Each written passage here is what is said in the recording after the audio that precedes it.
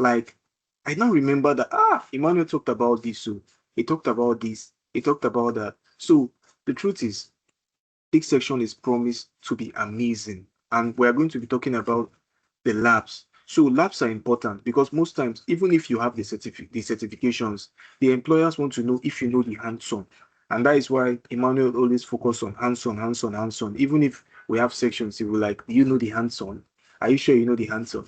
So we also have 57 joiners here. We have some people joining from Lagos, some people joining from Jos, some people even joining from Abuja, and some people joining from Enugu. And Emmanuel also is joining us from outside the shores of Nigeria. So, and myself, I'm in Lagos. I'm joining from Lagos. My name is Oyimafu Emmanuel. I want to use this opportunity to thank everyone for wishing me happy birthday yesterday. Like, I'm not taking your wishes for granted. I really thank everyone for at least taking out time to wish me. Like, because it's just a gift. And I really thank God for the gift of the community. Because the community has always been there for me. Like yesterday, it was even the community that delivered me. So I really thank God for giving me gifts of people, gift of community. So thank you very much. So since we have a lot of joiners and we have Christopher joining us from Uganda, so thank you very much, Christopher. Thank you. So everyone joining us today, I want you to know that you are the most luckiest people on earth because you are going to learn one-on-one and you're going to ask your questions. So while Emmanuel is having a section, I want you to pen down your questions. Mute your mic. Only talk when you're allowed to talk because if you distract him, you may not get the best out of this section. So, but if you allow him to take his time and explain the lab in the best and the way that he wants to explain it, believe me, you are going to get it right. And once you get it once, you get it all.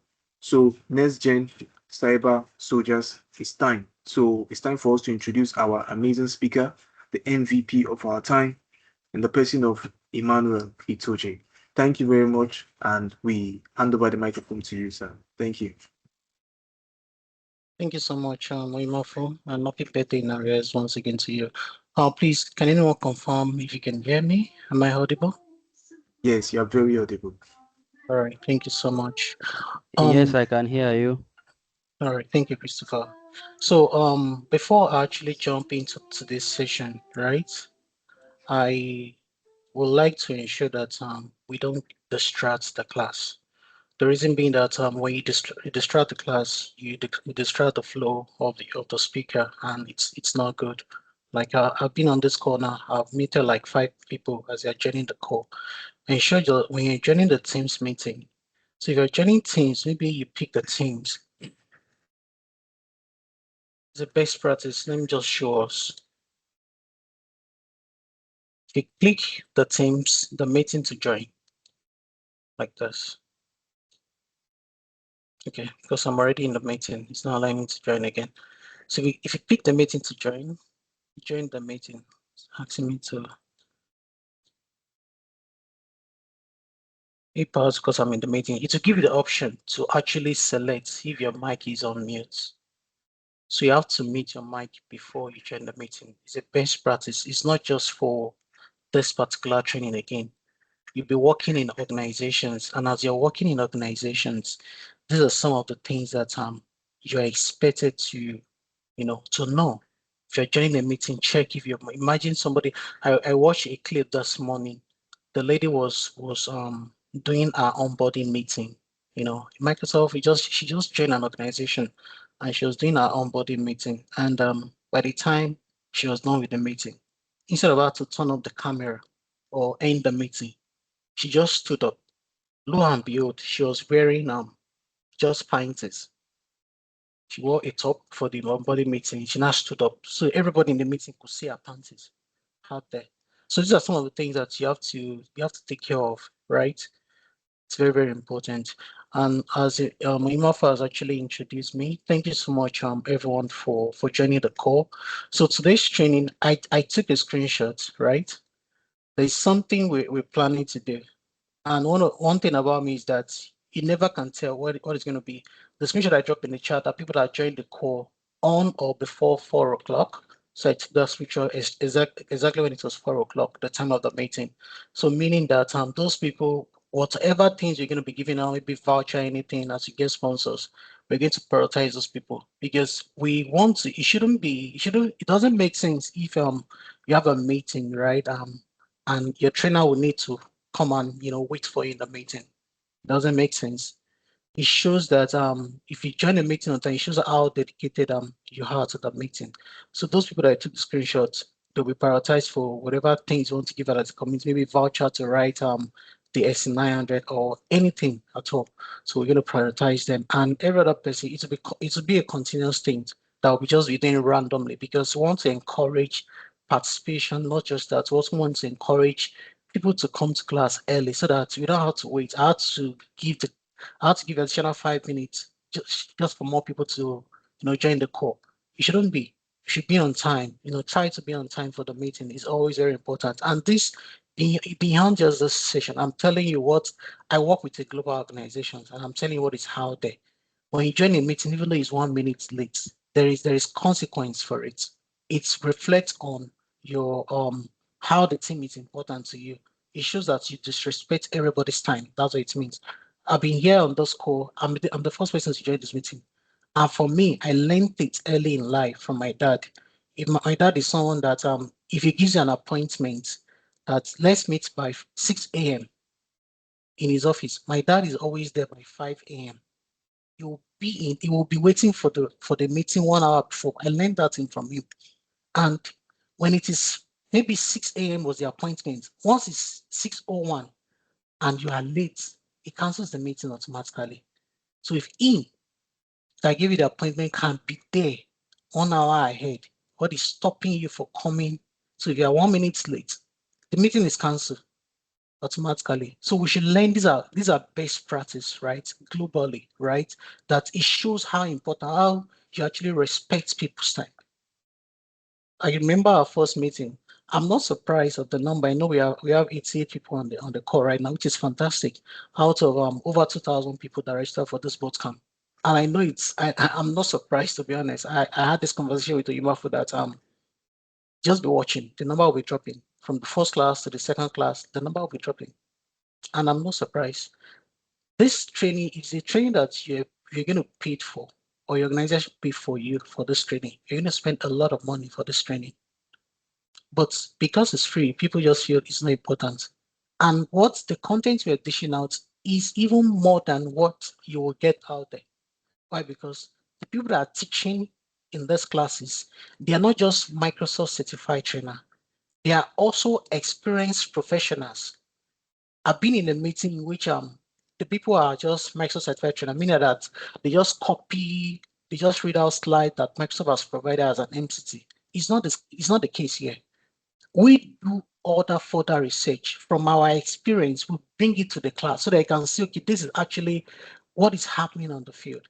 So I really want to encourage us, come to class early, and when you join the meeting, we are able to mute everybody today, unlike because myself and Oyimafu has a license, but for other trainers, they don't have the license, so we will not be able to mute everybody. But I want you to learn it such a way that I don't want to by we have to mute everybody, but ensure that your mic is on mute when you're not speaking. And when you want to ask questions, you don't just unmute and ask questions randomly.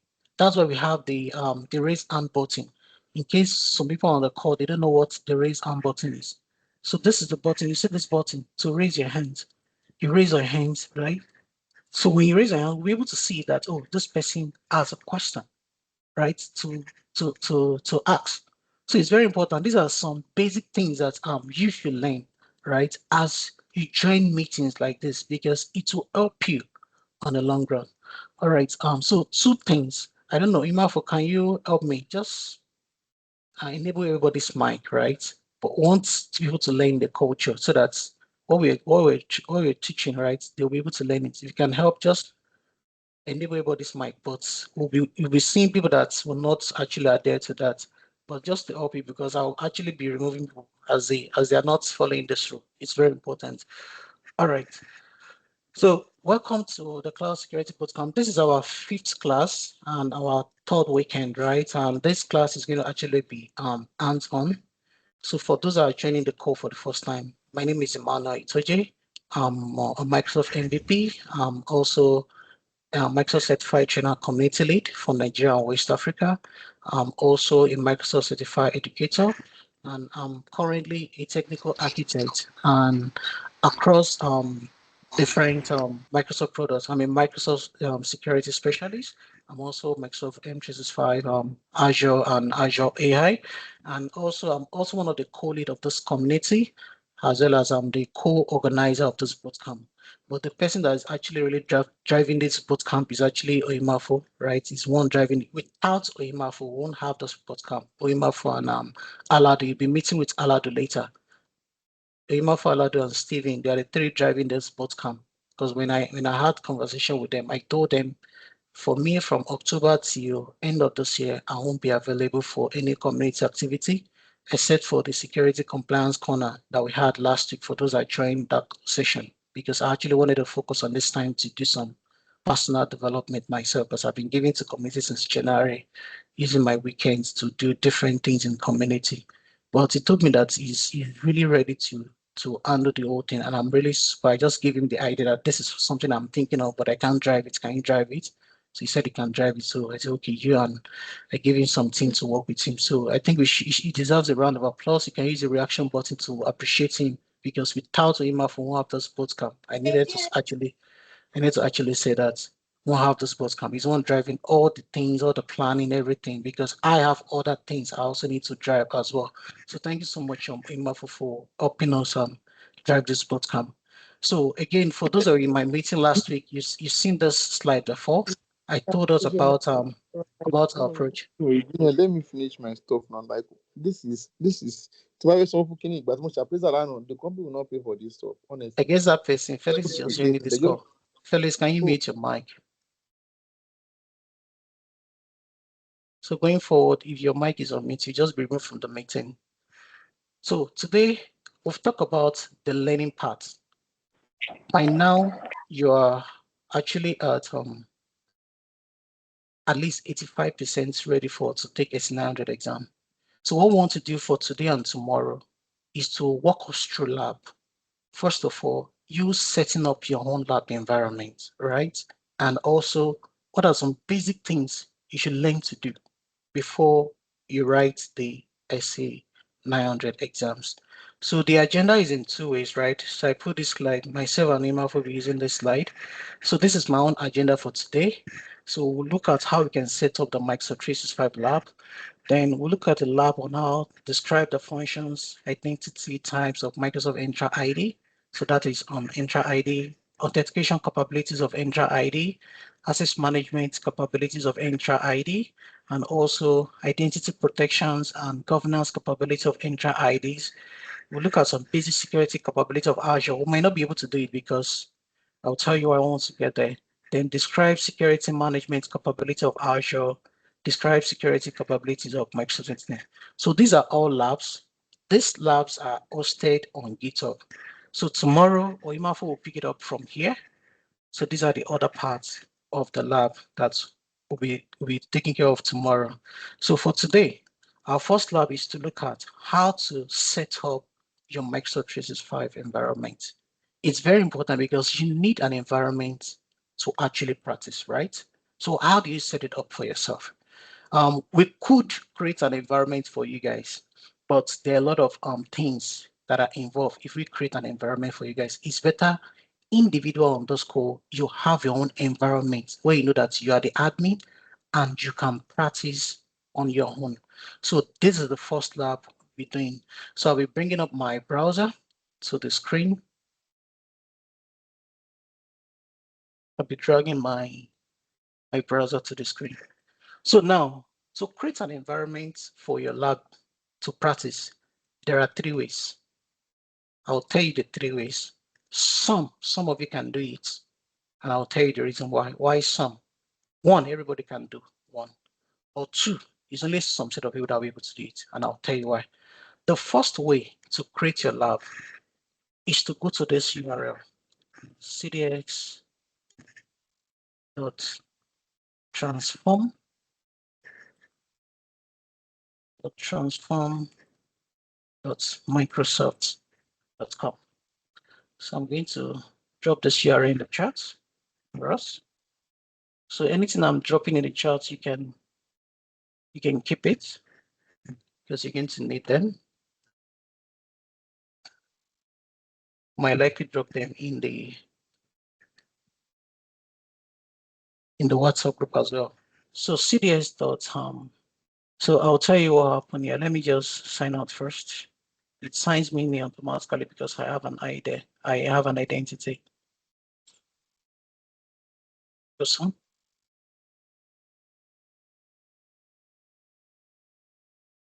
Oh, better still, let me use a private window so that it's easier. CDS dot transform dot Microsoft.com. Transform.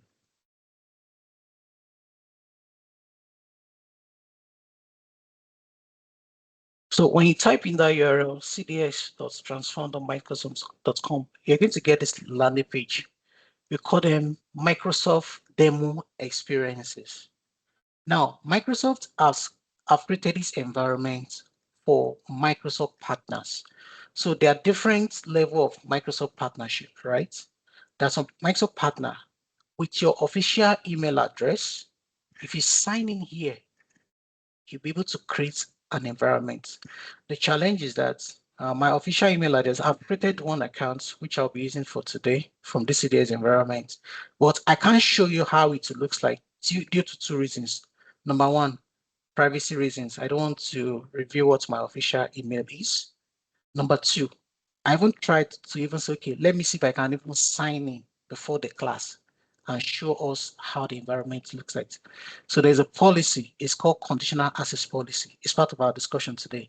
Now my organization has created that we cannot sign in into this environment with our official email on a laptop that is not the company's own.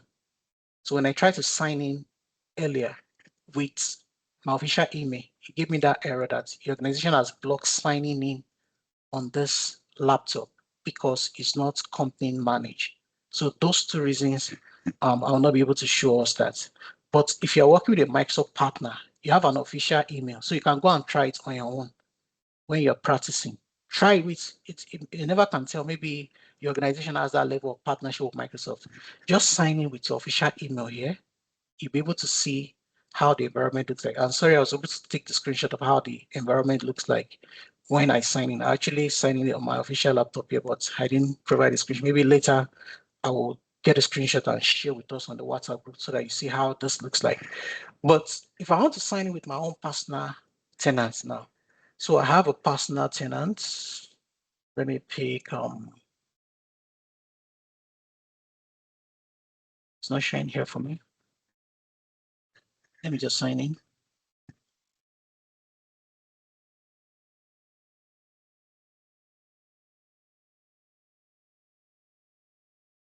Okay.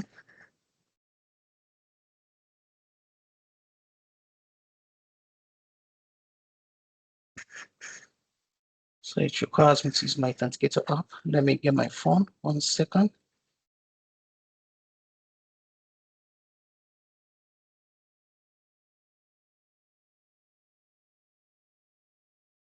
Okay, so I'm signing in on my phone. I'm putting in the number of my authenticator app.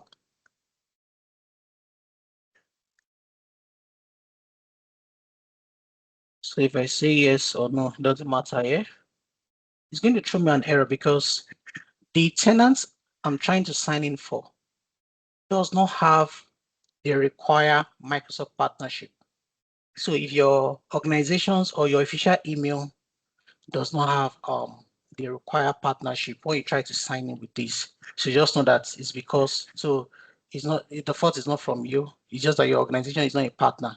So for those of you that have organization, right, just try it, right? If you try it and you're lucky, you'll be able to see the tenant. But again, like I mentioned, I'm going to show us how that environment look like in the screenshots after I sign in, probably later. So this is the first way of creating your tenant. When you get into the environment, I didn't be able to get into the, you will see where to say create a tenant. It will list the different type of tenants you can create for you. Then you select the one you want to use and it will work. Oh, Christopher said that yours work. Okay. Excuse me. All right. So that is the first way of creating a tenant. But we can create it here. The second way is this. Let me bring up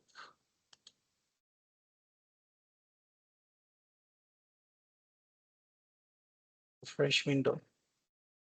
The second way of that you can create a tenant, you go to this URL, my.visualstudio.com. We need to also put that in the chat. Sorry.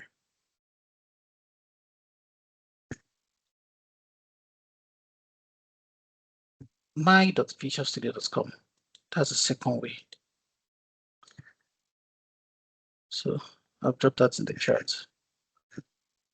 Now this one, just your personal email, maybe your gmail.com or your outlook.com. That's what you need for this one.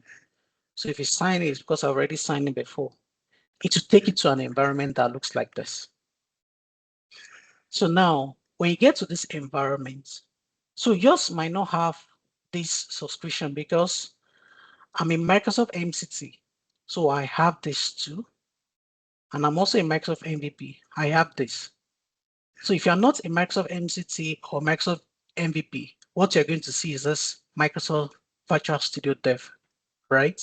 If I switch to that environment, if you come here, it's actually different. Let me go back to my MCT. I'll show you something. So this for those that have MCT or now, can you see this? This one here, Microsoft 365 developer subscriptions. The same thing that I did earlier, you can also do it too. If you come to this my.visualstudio.com, sign in with your official email address, right? I sign in with my my Gmail because I have the subscription as an MCT and MVP with that account, right? But if you try with your official email address, sign into my.visualstudio.com, see if you can get this. If you can get this, all you have to do is to click on activate. When you click on activate, it's going to create it's going to take you to where we call Microsoft 365 Development Center. So we call them developer account, right? So because I've already activated mine, so I have it here already. So once you activate it, to take it to an environment like this, or let me see if this will work. Let me click on set up a new Microsoft 365 Sandbox. Okay, I'm going to leave it like that. Then click on next. So let me put an admin username. So let me use my email as the admin username. Let me just put a password.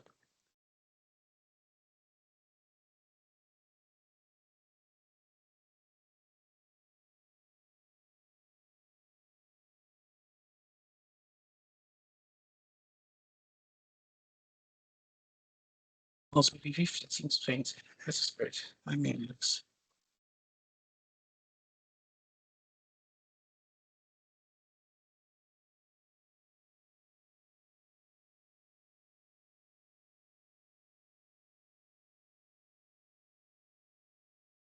Okay.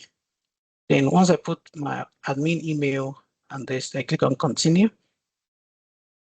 So yeah, it's telling me which of the virtual studios. So I actually have 2 virtual studio subscription. So already your organization, with your organization email, it's possible that your admin has assigned you virtual studio subscription, right? So just select the one you have because I have more than one. So that's why it's asking for which one do I want to link. So I'm picking the first one. Then click on continue. So for here, I'm going to put my number, but for security reasons, I'm not going to put it Y on the screen. So I'm moving it to the other screen. So just put your phone number. So I'm going to put my phone number to receive code.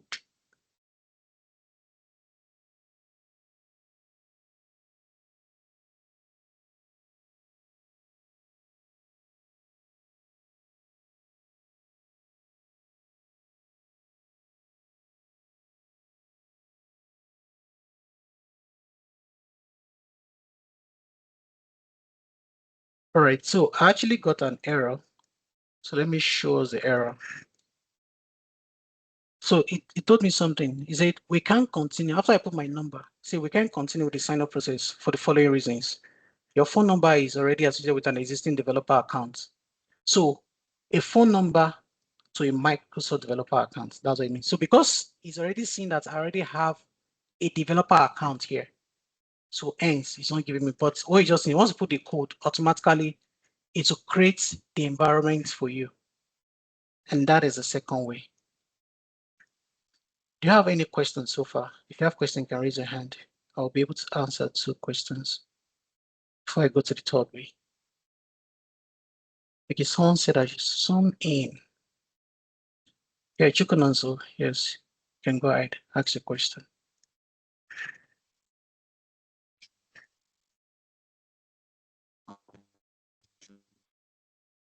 So we can hear you. We can hear you.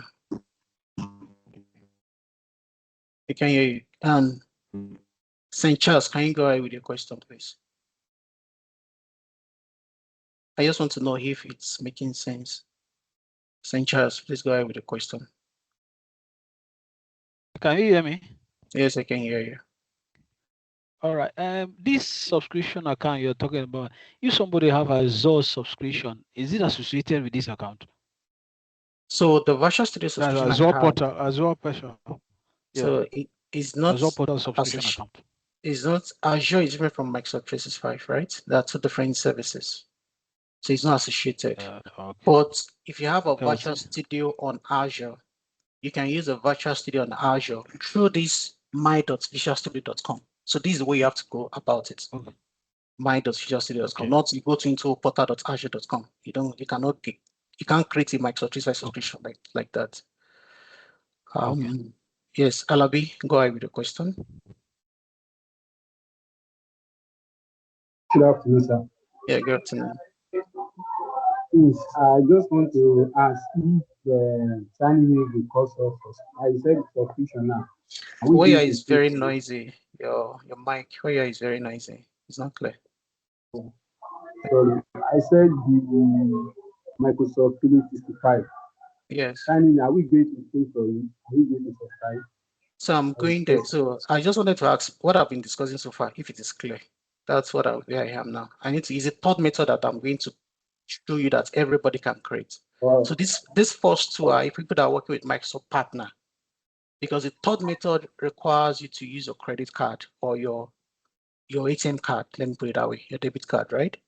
But for those that don't want to use those debit card or so, this method will work for you without using your credit card. So I just want to know if what I've been discussing so far is clear. That's what I want. What I will get there. Yeah, David, is your question in line with Alabi's question? You can go ahead with the question.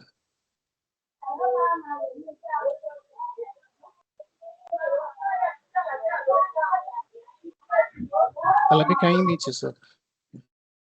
David, go ahead with your question. That's the last question I'm taking for now. We'll take question and answer later. David, you're not there. All right, let's continue for now. Now, for everybody in this call, the third method is a method that everyone can use, right? But this method will require you can drop your hand for now. This method will require you to use your credit card or a debit card. So how do we do that? So let me just close this and let me open a new window. So what you can do, I don't usually cram those URL. There are different Microsoft 365 URL what you can do. You can either type Microsoft 365 business subscriptions. So if you type Microsoft 365 business subscriptions, this first URL that says Microsoft 365 business plan and prices, you can open it.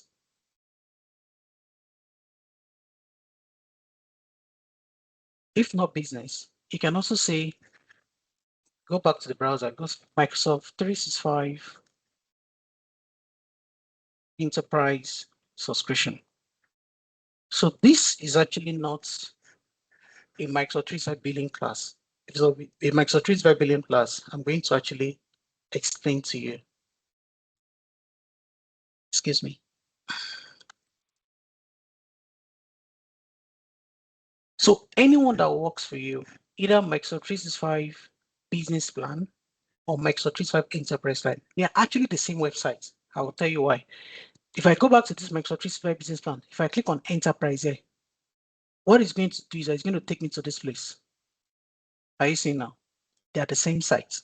So anyone you remember Microsoft 365 business plans or Microsoft 365 enterprise plan, but I would advise you to start with the business plan.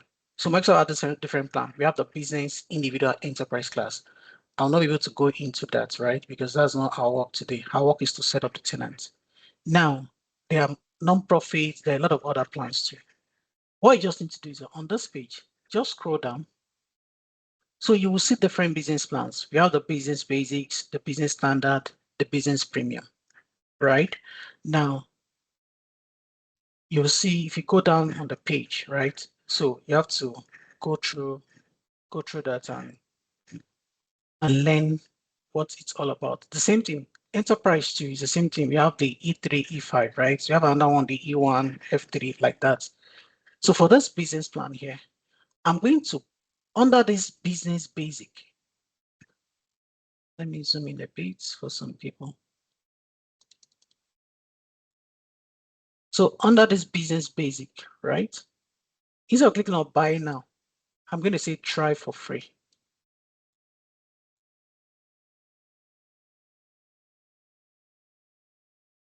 So at the point of trying for free, it's going to tell me, I don't want this AI here. Let me just zoom in a bit again. All right, so it's going to tell me that how many people do I want it for? Is it one person?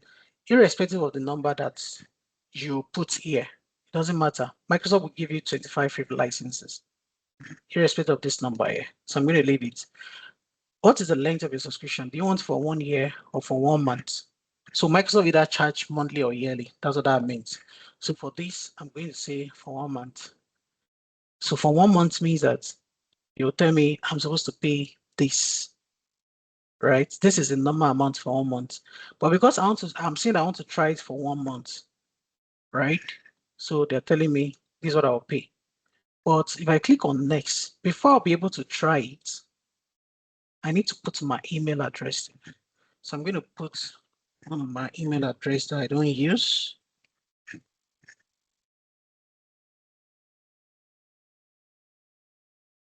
Right? You put your personal email address here, then click on next.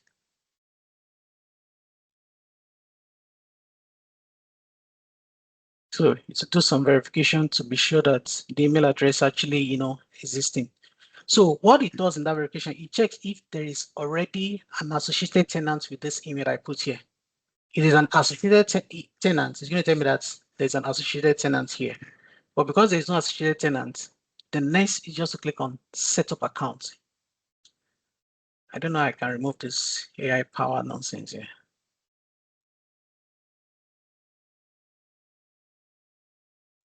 So next, meaning that all you need to do is to put your first name, last name is very important. Company name, it can be anything at all, right? Let me see. I don't want to put any confidential information here. So what is important in this particular page is here country. You have to ensure that, I know that you have a lot of people from different countries on the school. Now, trial environment is available in some region and it's not available in some region. Like some region like Indian and some other region like that. They will tell you it's not available. Now, here, ensure that the location you are putting here must be a location that you have the credit card or debit card, right? And this location can never be changed again after you create the tenant. The only option you have is to delete the tenant or tell Microsoft to delete the tenant and recreate another one. Why? Because the location you select here will determine the data center, all your datas, data residency, anything at all. We spoke about all those things. It will determine where your data, your organization data will be hosted. So what is important here, just put any name you like here, right? Put your any company name, basically. Just put them. I don't want to fill this, right? By the time you're done filling it, it will take you to another page. So let me just put something random.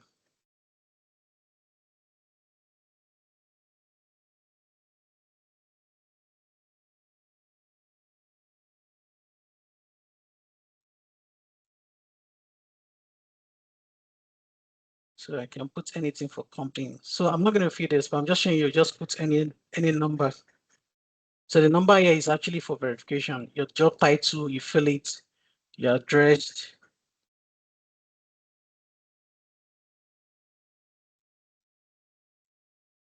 Put an address.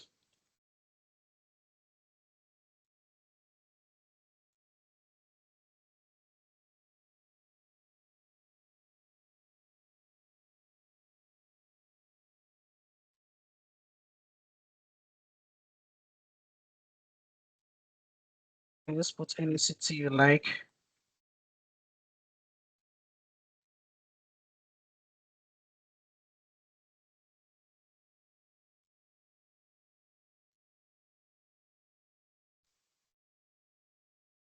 So it's asking, do you have any company website? If you have, you put yes. If you don't have, put no. Then click on next here. So once these details are there, the next thing, so it's telling us, do you want us to use this? We couldn't validate the address. Please ensure you enter the correct address. So it has to be an address that can be validated. But I don't want to put but and leave it that use this address, right? Now, this place is very important. Whatever name, what you are creating here is a first admin account that you'll be using. So you can set to change this to admin, then maybe zetech.omicro.com. Then the password you want to use.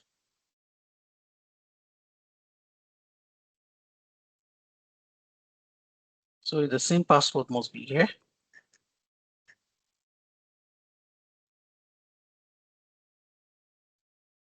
Right? And next. Okay, so it's telling me this is not available. So let me add one, maybe to allow it to go. So it's creating accounts.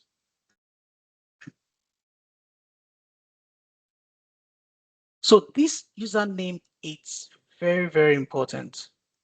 Again, that username and the password, because that's what you'll be using. Then here, it will ask you to put your card details. Of course, for security reasons, I will not be able to do that. Now, after you put your card details here, I click on save. It's going to create a tenant for you. Now, a workaround is this. Let me show you a workaround. Because I don't want to put my card details at this point, but I still want to have a tenant. By now, Microsoft has actually created a tenant for you, but that tenant doesn't have subscriptions. So what I would do is to open a private window. Then I'll go to admin.microsoft.com. Remember, I said that admin account I put there. So it's admin at, I think it's zetech1.onmicrosoft.com. It's very important. That first account is the most important account on the tenant. Then the password. I hope I remember the password. I'm telling you to sign in again.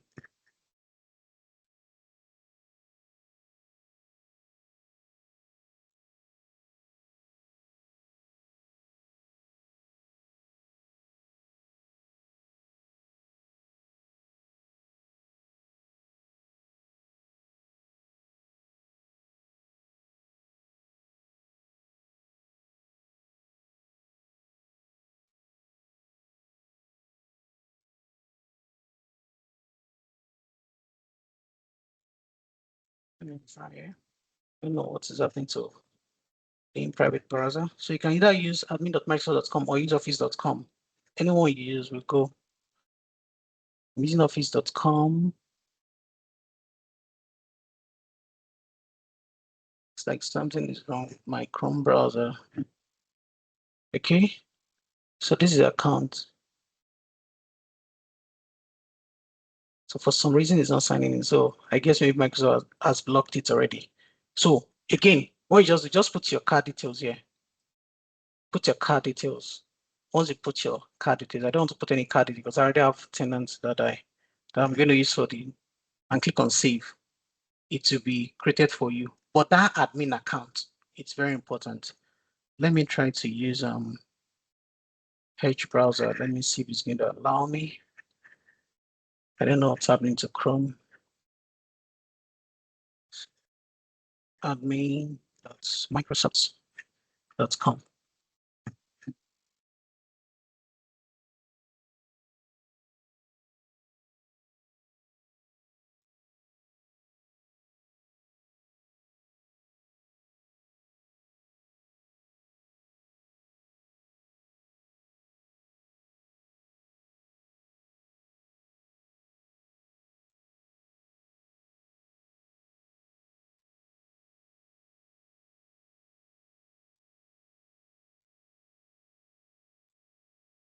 So it's possible that the tenant is still provisioning since it's a new tenant anyway. But once you do all these things, all you need is that admin credentials. Once you get that admin credentials, you can sign in. So let me sign in into the CDS tenants that I created this morning. So I'll sign into the CDS tenants I created this morning. So that's the first step dimension. So if I go to admin.microsoft.com, so because I allowed it to sign in by default, so it's signing in by default, so that we don't take much time. So the CDS tenant I created this morning, so this is how it will look like. It has created even users for me, right? Even the developer's tenant too. It will create some set of users for you. It will create some resources for you already, so you don't need to do a lot of work. That's why I prefer that CDS tenant. The only challenge with the CDS tenant is that it will expire after 90 days. So Microsoft is going to delete that tenant after 90 days. That's the first one I told you about, the CDS tenant. Why the second one, the empty tenant, the one that you created using my.visualstudio.com? This one automatically renews every 90 days as well. So, but Microsoft will be checking the telemetry data to check if you're actually using the telemetric data.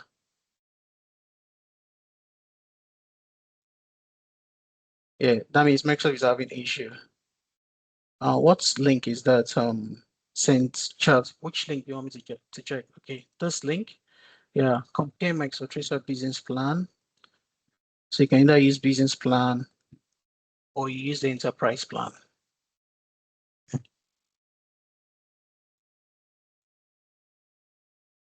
So I've dropped the link in the chat for business plan and for enterprise plan. All right. So for here, so if I go back to this place here, so for developers tenants, so it's part of, so this is my developers tenant, so it has it on Microsoft.com, but I'm having a challenge going into the environment because I changed my phone, even though I backed up the authentication. So it's part of the discussion I want us to discuss today. So this is the account, but I changed my phone, so I'm not getting the MFA on my new phone. I've been on this with Microsoft for some time now, so help me to reset. So it's part of the discussion we're going to have today. Okay, so that means you don't have it. There's Christopher, it means your organization does not have. I expect you to follow. So if you don't follow, you get lost. So you watch the recording. I can't go back there because I have a lot of things to cover. This is still the first lab. We have like 7 more labs to cover. So watch the recording. So I can't get this. So I will give you a story about that later.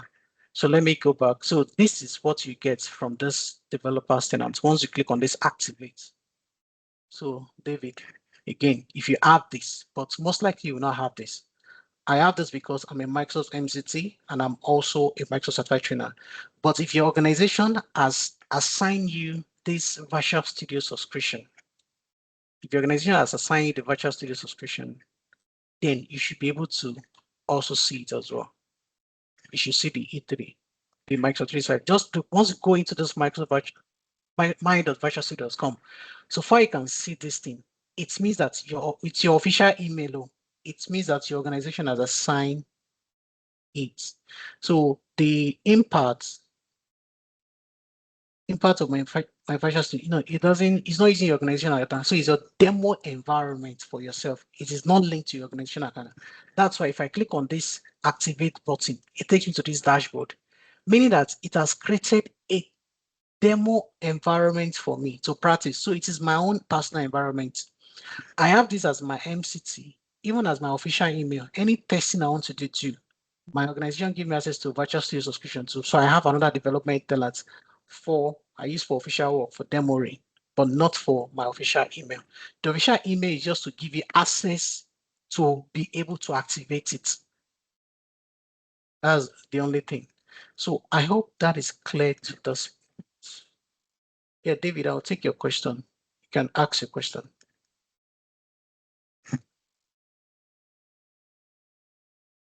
You can ask a question. Or anyone that has question, you can raise up your hand. Yeah, AGK. AGK can ask a question. Can you hear? Okay, all right. Can you hear me? Yes, David, go ahead. Yes. I think you addressed my issue already. I don't have the Microsoft 365 on my Visual Studio. Yes. So you need to have it. So it is part of maybe your organization benefit. So the first two methods are for people that are working with Microsoft partner, right? Okay. That the organization has given you some rights or some level, right? Once they give you those level, you'll be able to see it here. But most people that the organization have not given rights. Now I sign it with my own personal email here because I have the rights as a Microsoft MVP. I have the rights, and as a Microsoft Certified, I have the rights. If I come under this Virtual Studio Dev Essential now, which everybody will have, you will see that I won't have it with that particular one. So it will be empty. So you can see it's no longer showing. Why? Because I'm currently inside the Dev Essential. It's not showing for me. So the other way is to use the other method by signing in. So I don't know why this account is not provisioning yet. So for some reason, it's not provisioning. So it has not, but I'm very sure once you go through the entire process, it's a provision for you.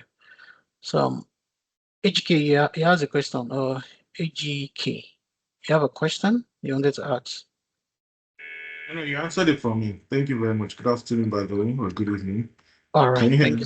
Yeah, I can hear you loud and clear. My question was, who can specifically use those two? You already said it was people that have an affiliated company. So that answers it already. Thank you. All right. Awesome. Emmanuel, yeah, ask a question. Yeah, thank you, Mr. Oganegari. Good afternoon. Quick one. I just want to find out if you have a Microsoft Learn account with that Surface for what you want to achieve. Can you use that same ID to get this done? So this my account is also a Microsoft Learn account. What is important is a permission. Is a Microsoft Learn account also an MCT account? If it is, then you will see that definitely. Once you're in Microsoft MCT, though Microsoft remove it for some time, but they return it back, you will see this. So far you can see this. If you go into my.virtualstudio.com and see this activation button, it means you can activate the demo environment. But if you cannot see this, so you have to use a third method that I show us, which is you using your credit card. So following the step 2, using your credit card. All right, thanks. All right, awesome. So yeah, so that is our lab 1, setting up the Microsoft environment. So the remaining lab is now for us to go into the lab, the environment that we've set up to now start practicing. So I want to show us a link first to where all the lab are hosted. So again, from my presentation here, I mentioned something about this last point here. You'll be given access to all information. So our work is to actually give you access to all the information that you'll be needing, right? But do your own research. If you have challenges, you have questions, drop it on the WhatsApp group, right? We'll answer those questions, right? but all the information you need will be given you. I mean, some of these things, we learn them the hard way. So we are trying to simplify to make it very, very simple for everyone on the call, so that the way we learned it, you won't have to pass through those stress. So from our experience, from our learning experience, from all the mentors, so you're bringing all those experience together. Some of us has worked with Microsoft partners, some are still working with Microsoft partners. In fact, some of our mentors, they have worked with Microsoft, right? So you'll be meeting them as we continue. Yeah, so all the information will be given to you. So the first information I'll be giving, apart from those ones I've shared in the slide, is where the lab is hosted. A lot of people don't, I didn't know this before when I was starting my journey. So if you go to github.com, whether or not you have an account or not, it doesn't matter. If you go to github.com and you're inside GitHub, if you use the search button here, sorry, I'm using a big screen, so let me just zoom in a bit for people see. So if you click on this search button here and type SC-900, right? All the labs are hosted here. Just look for the one that says Microsoft Learn /SC-900. So I'm going to right click and open in a new tab, right? When you get here, let me take it back a bit. So you're going to see two things. Either if you come here, you should see HTML link to lab, but the lab is actually here, Microsoft Learn.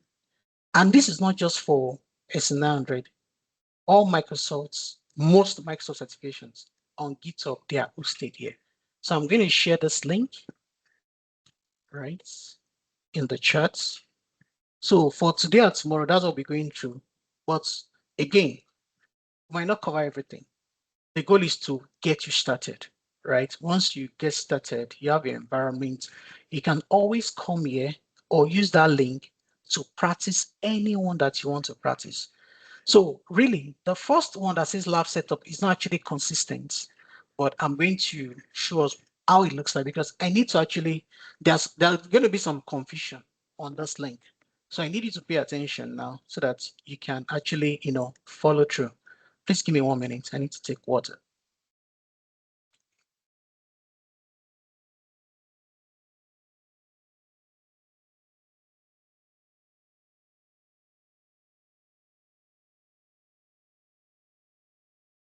Yeah, Augustine, check your Revolut and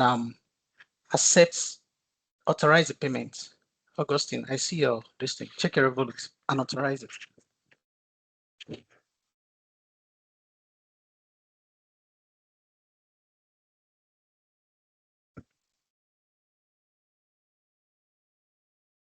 All right, you're welcome. So I can see that some people are already doing it, which is actually very fine. Does it have to be E3? No.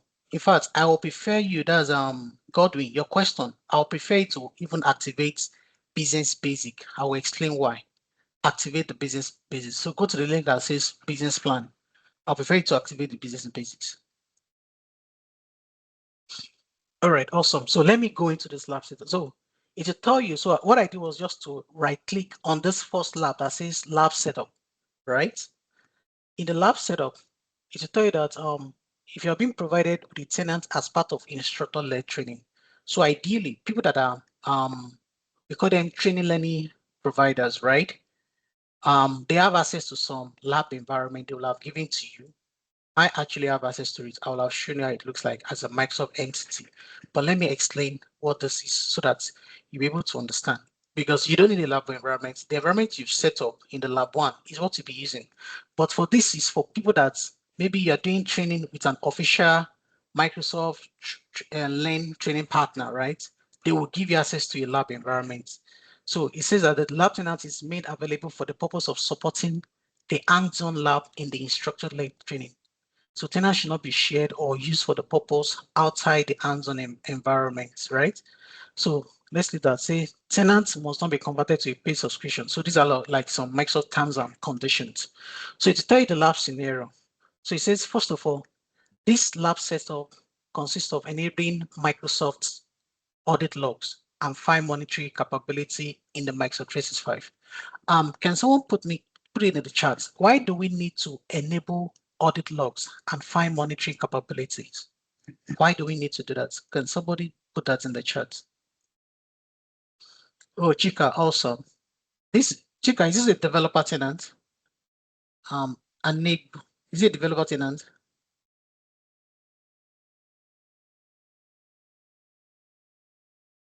Hi, Chika, can you unmute Anigbo? You can't see what I'm reading. That means you have to. Is it applicable to everybody? Okay, thank you, Samuel. Babs, you have to leave the call and join back in. I think it's a network to help see the activities, yes, that you're doing, right? So it's always very important, right?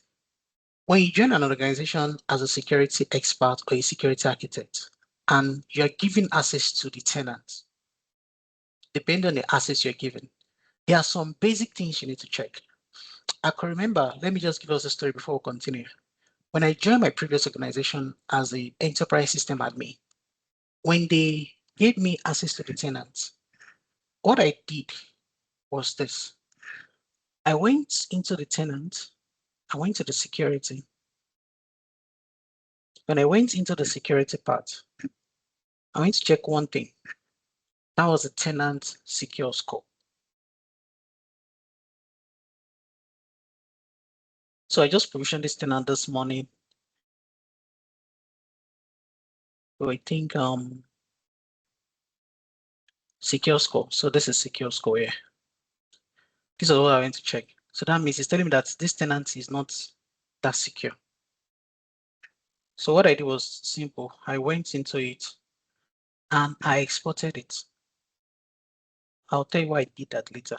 I just click on export. After I did that, I went into the Microsoft Purview. Then it used to be called compliance. I went to check the compliance score.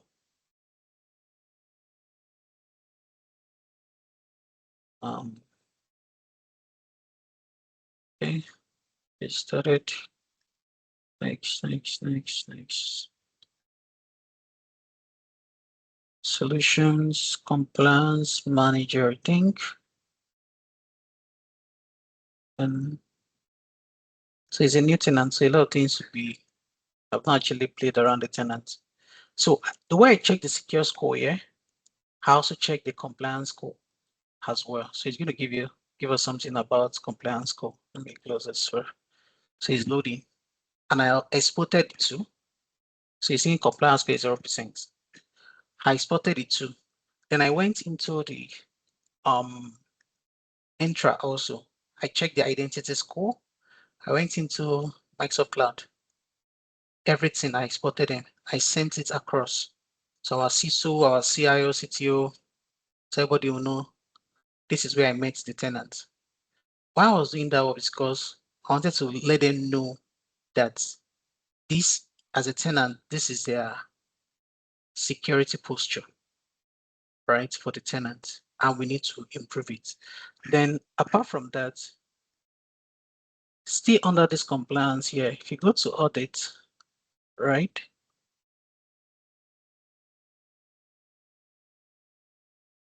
I went to check if auditing was on. So I think for this tenant, okay. So our lab 2 or the lab 1 actually itself, which was talking about, let me go back to the other browser where you have the lab. So it says enable Microsoft 365 auditing. So this will tell you the step. So it's in this set of tasks, you will enable audit logs and find monitoring capability. Audit log is very important because as an administrator, if you want to monitor any changes, activities like Suraya said, and Samuel, to be able to monitor what users are doing, you need audit log to be enabled. Thank you, Dario. Thank you, everybody. Yeah, you need it to be enabled. If it's not enabled, you cannot check who did what or what happened. Maybe you have different admin on the tenants. One of the admin now went to go and delete a user. The way to know it is through the audit log. So this lab scenario would tell you the step by step of what you need to do, right? But again, some of the steps are not up to date. The reason is because Microsoft keep changing their products. They keep changing the products. So this is now where I want you to pay attention. It is not just you following this. You might follow these steps and you find out that something is not correct. Let me show you what I mean. So I'm going to bring the two environments together on the screen. So this is the step. This is the tenant I'm using to practice. So I'm going to drop it here. And I'm going to put this here. I hope you can see both of them. So look at the step. It says, first of all, open Microsoft Edge. So you can actually use any browser, right? But because Edge is their product, they are trying to sell Edge. So open Microsoft Edge, and in the address bar, enter this. So you can just copy it, right? So it's actually this. So it has even changed because Microsoft recently renamed their products from, here you can see that it is what? admin.microsoft.com. But here it is what? admin.cloud.microsoft. It's the same URL. If I type it, let me go to admin.microsoft.com. It's going to redirect because Microsoft made an announcement that they are changing. They want to be using their domain. They want everything to be .microsoft, not .com again, right? They want it to be .microsoft. So I'm telling you because these lab environments, some of them, most of them are not updated with the latest information because almost every week Microsoft is changing things, but their documents, they are not able to even keep up themselves to the documents. Now, so it tells me, look at it. It says sign in with the credentials provided by your authorized lab host. So you ignore this. Once it says sign in with the admin credential, it means the admin account you have created yourself. That's what you use for your own lab environment. So ignore what they say provided by your authorized lab provider. I'm trying to explain so that, yes, I agree with you, Anebu. It's confusing, right? No password will be provided, Shikira. You are the one that will create, maybe you're not following. You create the username and the password. I created username and password. Except maybe you didn't follow. You create username and password yourself. So that's what you use. Now, it now says that from the left navigation bar of the M365 Admin Center, select Show All. So this is the left navigation bar here. These three icons, they call it hamburger. It says select Show All. Click on Show All. You will see that something has changed. That's what I'm trying to show you. Now say under the admin centers, select Security. If you click on Security now, it says that a new browser page will open, which is correct, and it will welcome you to Microsoft Defender. Now say scroll down and expand system. So where is system? You have system here. We've expanded it, right? Now say from the expanded list, select audit. Click on audit. It says that note, this audit functionality is also accessible through Microsoft Purview. So it took me from Security Center Defender. After I click on this, maybe I click on audit, it took me to Purview. Now, when I was learning Microsoft 365 over 5-6 years ago, Microsoft Security Center and Microsoft Purview, they used to be in one portal. We call them, it's actually protection.microsoft.com. We call it Security and Compliance Center. So for example, if I go here and type protection.microsoft.com, Microsoft has retired it now. Protection.microsoft. So they've retired it. So they used to be, we call them Security and Compliance Center. So they used to be together. So there was a time that the audit was sitting in the Defender portal here. So this audit was part of Audit Bleed here. It was part here. But they move it to Purview. So from here, if I go through the same step again, click on Microsoft Purview, I will see that Microsoft Purview, part of the solution of Microsoft Purview is audit. So if I click on solution here, the first thing I'm going to see is audit. So it's going to take me to the same place that this security center place. When I click on audit here, it took me here, it opened this here. So it's the same thing, actually. Sorry. I hope this is clear. If you're confused, can you let me know with reactions? If you're confused, can you raise up your hand?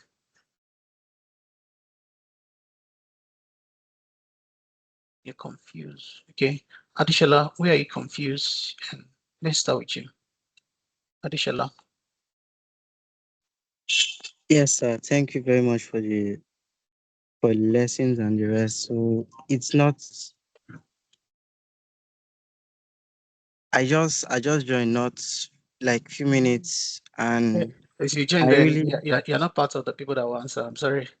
If you just join a few minutes, so don't worry. We are not talking about you. So you go and watch the recording. The session is recorded. Okay. So if you're not confused, now ask a question in the WhatsApp group. Yeah, Ichechiko, please ask a question. Ichechiko, are you confused? Or you're just joining also in a few minutes? If you're joining in a few minutes, then I'll not be able to answer your question. All right. So what they ask us to do is once you're once you land on the audit page, wait 1 to 2 minutes. If auditing is not enabled, right, you will see a blue bar on the top of the page saying that start recording user and admin activities. So it doesn't just record users' activities, it can also record the admin activities as well, right? So this is the blue bar they are saying here. I see now, let me expand this one. You see this blue, but if you sign into a tenant and auditing has been enabled, you'll not see that. Let me show you that real quick. If I open this new tenant, so these are different tenants that I'm signing into now. So if I go through the same step, so this time around, I'll just go through to Purview Porter Street and select, no, not you, here, sign in. Let me quickly authenticate.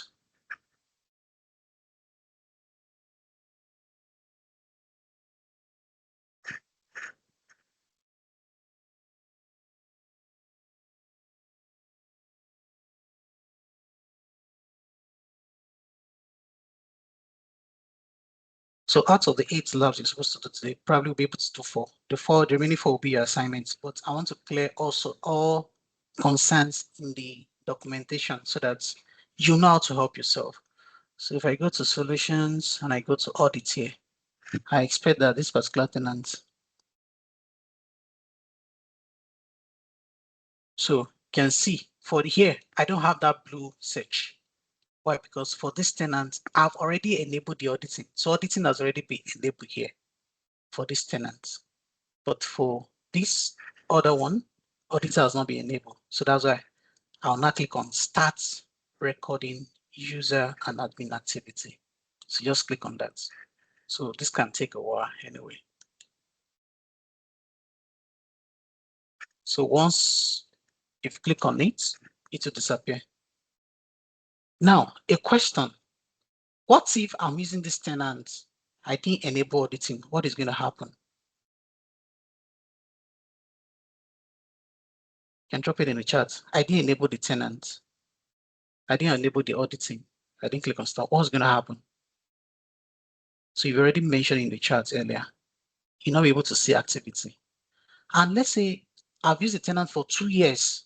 After that 2 years, it is not that time. I now click on start recording. Will the previous last 2 years activity be recorded? So the answer is no. Okay, it won't be recorded. So the auditing starts from the day you enable the auditing. It starts from the day you enabled the auditing. So with this, I think we have completed that particular lab. Let me go there. Okay, not yet. So they say select the start recording user activity. Once auditing is enabled, the blue bar disappears. So you can notice that the stuff has disappeared. Okay, let me take it back. Yep. So let's go down a bit. You say from the left side of the menu, select settings. Okay. So select the settings. Now say from the settings page, select cloud app. So I'm very sure you can see from here, there is no cloud app. So he's expecting me to go back to that security portal.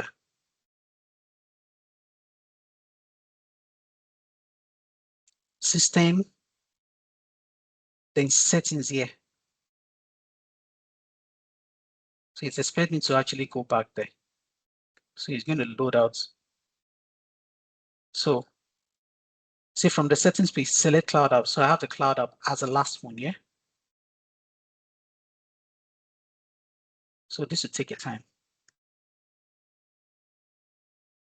So it's going to actually take a time to prepare because it's a new tenant. So a lot of stuff take time. So I'm going to leave it to actually do his stops, right?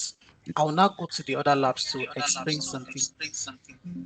That person that just joined, can you meet yourself? Abiola?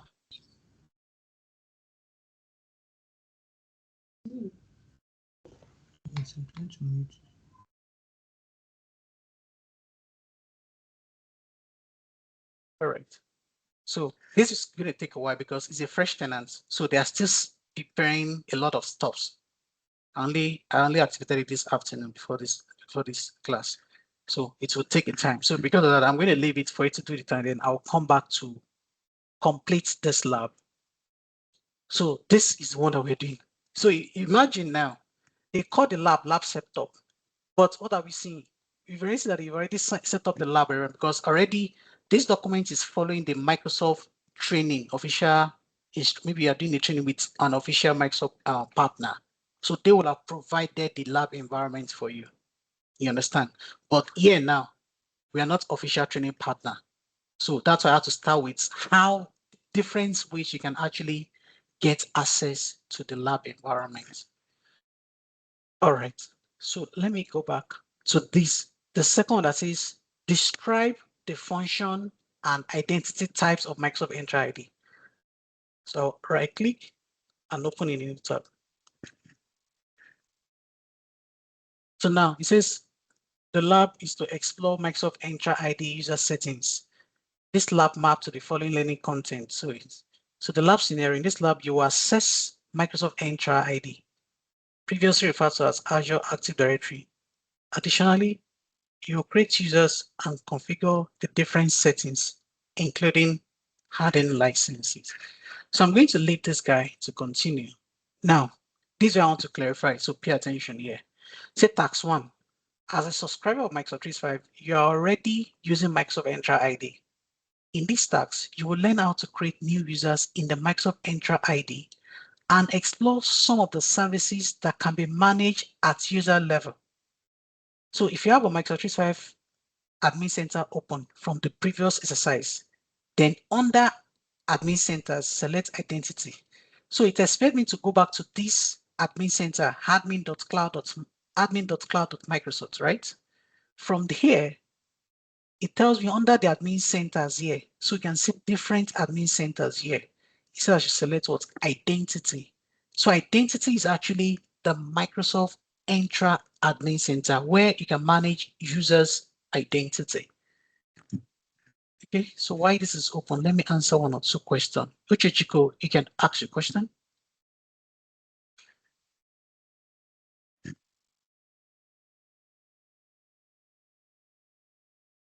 Gone. Chika and Negbu, you can ask a question. Yeah, okay. So I was trying to follow the first lab, but probably maybe because of the assets that I have or the account, but I can't see those settings like the audits. Okay, what I'm going to ask you to do is to go to a place. Can you access this admin center? If you go to admin.cloud.microsoft, can you access it? Yes. You can access this. Then yes. Go to users here. Then go to active users. Then search for your user account. Let's say this is your user account, Adele, right?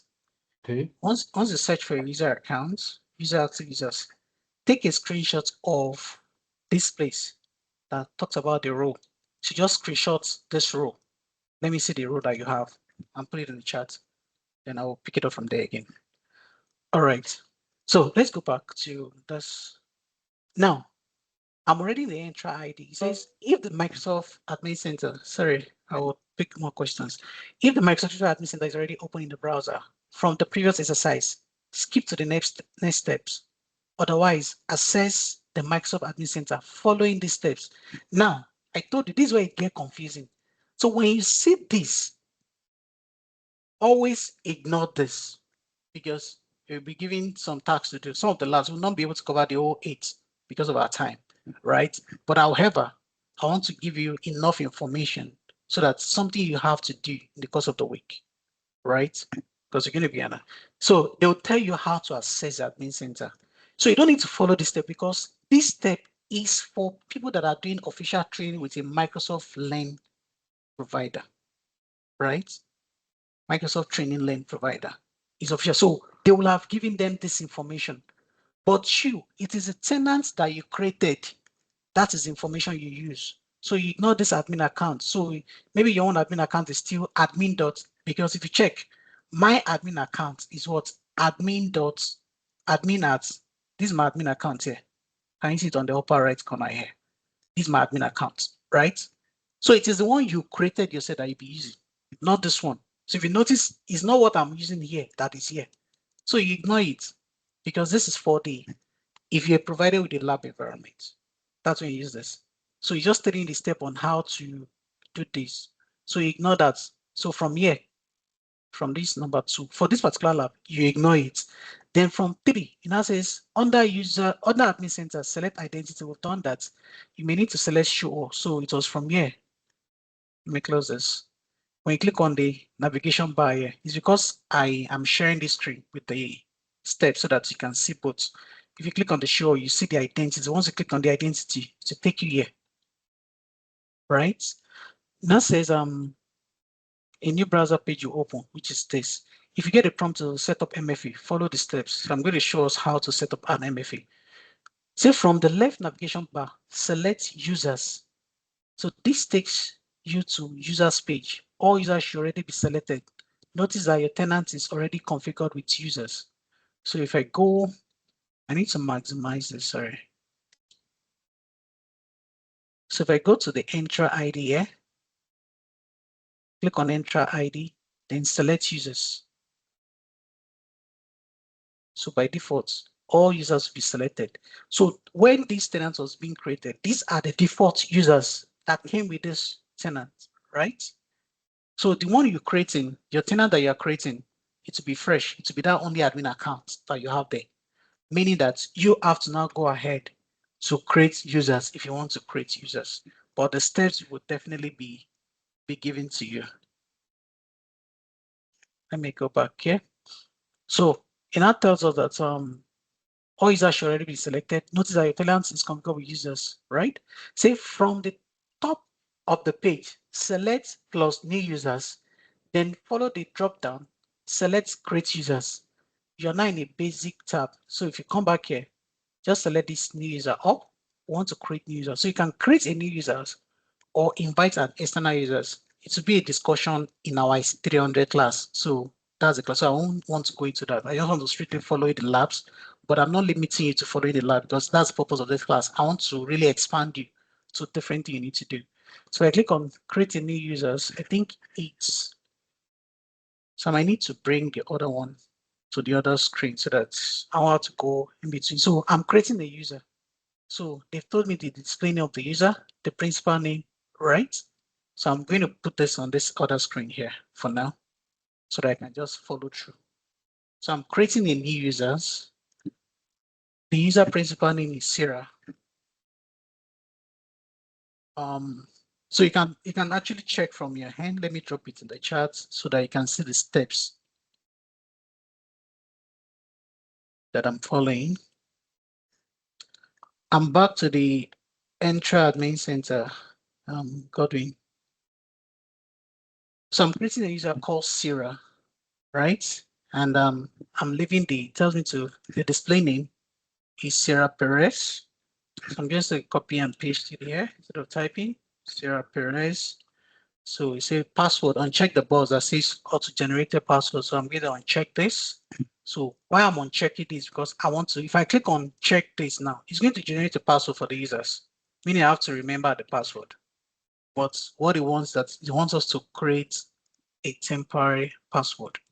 So I'm going to create a temporary password for Sarah. Okay.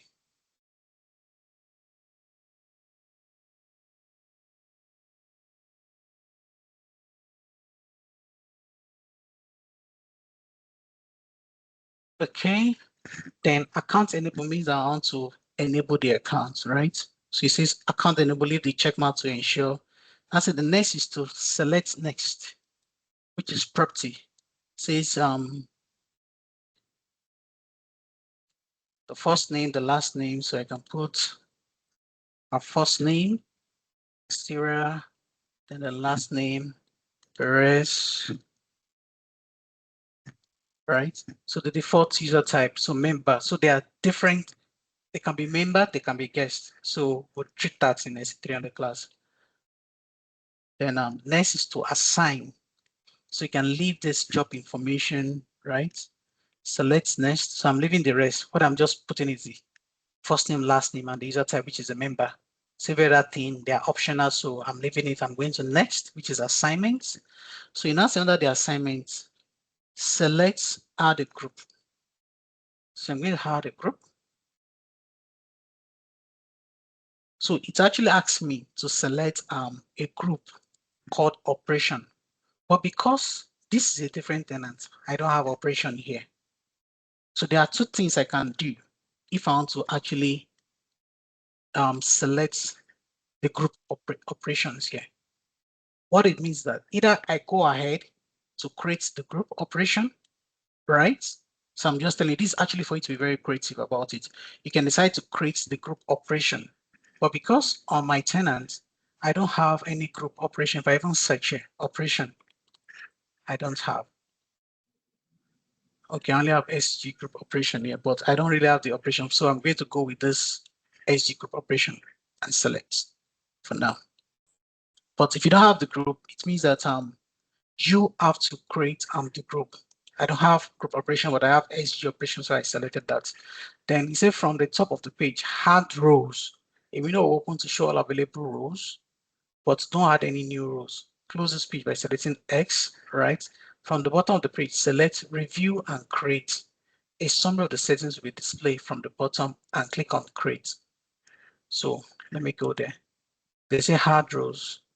So this is going to give us a list of the rows that we have available. But you say we should not actually select any rows. So I'm not going to select anything. But in a case maybe this user is a super user that needs an admin role, maybe a finance manager that needs a billing administrator or anything. But you're going to go deep into everything in SC-300. SC-300 covers everything on Entra, so don't worry about this now. This is just for you to have an experience of the hands-on. So you say review and create. So review and create to just give me an idea. So this is the username that Sarah will be using to sign in. Then the password, yeah, account is enabled, right? And the last part says I should just select create. So this is just going to create that user for me. So it tells me that the user has been successfully created. So if I scroll down, or if I refresh this page, either you refresh from here, or you refresh the entire browser from here. So I should see Sarah here. So Sarah Perez is already here as a user. So you are to return to the user page. After a few seconds, Sarah's will be listed. I need to select refresh icon, which you've done already. Then select the user. So it asks us to select Sarah. So just check the overview. That's what it says. This the left navigation pane shows the various options that can be configured for the user, right? Like view available options. From the left hand side, select licenses. So you see we should select licenses. At now, there is no license assigned, right? You notice that there is no license assigned for these users. Also note the warning icon that says adding, removing, or reprocessing license is only available. So adding, removing, or reprocessing license is only available within the Microsoft 365 Center, right? You do that in the next task.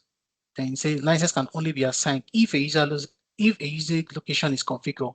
If you did not set the user location, go back to that step now. So what he's saying is that, first of all, we cannot assign. Before, we used to be able to assign licenses from here, but Microsoft is restricting everything to the Microsoft 365 Admin Center, which is the first one, the main one that says admin.cloud.com. But before now, we used to be able to assign licenses, but Microsoft has restricted that. Now, this tax 2 is now for us to assign license. Before I go into that tax, Lovina, can you ask a question? So we've done the tax 1 of this lab, done from here down to this place. So you're going to tab task 2 and task 3 will be done with the lab. Lovina, you have questions? Good question, Tony. I will answer that question. Lovina, are you there? Yeah, it has been answered. I wanted to ask when the audit in Microsoft Purview and the one in security, they're the same, right? Sorry, I didn't get that. Can you ask it again? The audit I saw in Microsoft Purview, the solution. Yeah. And the one security. It's the same place. They are the same, right? It's the same place. If you click on the settings audit, it will take you to that preview. It's the same place to take you. It's only one place you can enable editing. It's from the Microsoft Purview, which was here, the audit. Because Purview, Microsoft Purview has these 15 solutions, audit, compliance. So this is where you can actually, enable editing. If I go into here and go to the security center here, and from the security center, and I click on the settings, it's loading. If I click on the system, right, and I click on audit, it will still take me to the Purview center.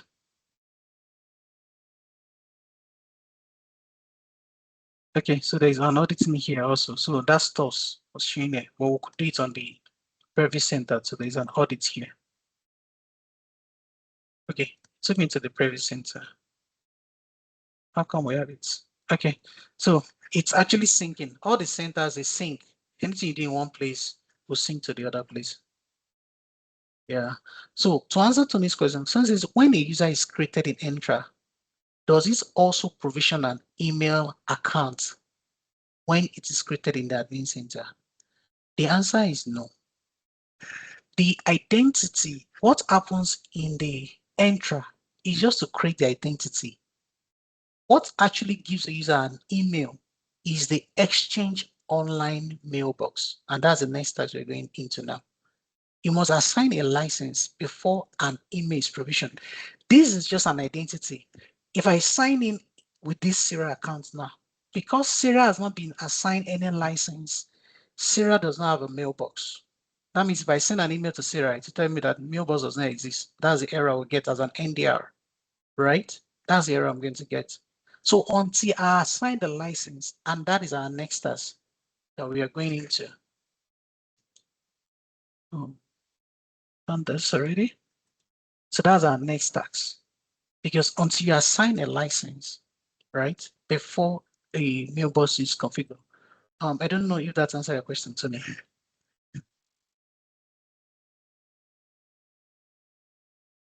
Tony, I don't know if it answers your question. So let's go to the admin center to now go and see how we can complete this task 3. Now, task 2 says open the home tab. So you have to go to the admin center, go to users and select Sarah, then select license and apps. Thank you, Tony, for confirming that. Now say assign the Microsoft Power App Developer, but I don't have it on this tenant, but I'll assign a different license. So that's why I say some of the labs, you might not be able to do it because in the provision environment, they already provision on this license there. But in this our environment, we don't have this Power Apps Developer license, but I will show us how to assign the license, right? Now say you have successful assigning a license, so change. So let's go to the admin center real quick. We'll do that. So we have to go back to this home. So let me zoom in the bits here. So you see we should go back to home, then click on users. So under users, you see active users. You see the list of all the users. So it's because we're already here before. And maybe we are in a different place before. Let's say we are here in the home, for example now. So you have to click on the hamburger icon, then click on users and active users. Then here will now show you the list of users. So either you scroll down to look for Sarah, or you just search for Sarah here. Let's say you have thousands of users now. So you have to use the search bar and search for Sarah. So to bring, okay, I didn't put the H. Okay, so Sarah, so I click on the user. So it asks us to assign license. So you just click on licenses and app. So under the licenses and app, these are all the licenses that we currently have. But it was telling us to assign Power Apps, but we don't have, right? Adding them we have now, it will show here. All we just have to do is just to select the bus. So let's replace the Power Apps with Power Automate. So let's say this is the license we want to assign. We'll assign it and click on save. If you go under app 2 now, you see the licensing. So it's going to assign common data service, power flow. These are different discussion entirely, but it just shows the task is just for us to assign license. Now, to answer Tony's question further, now you can see that I don't have any license for E5. I don't have any license for Entra suits. 1 second.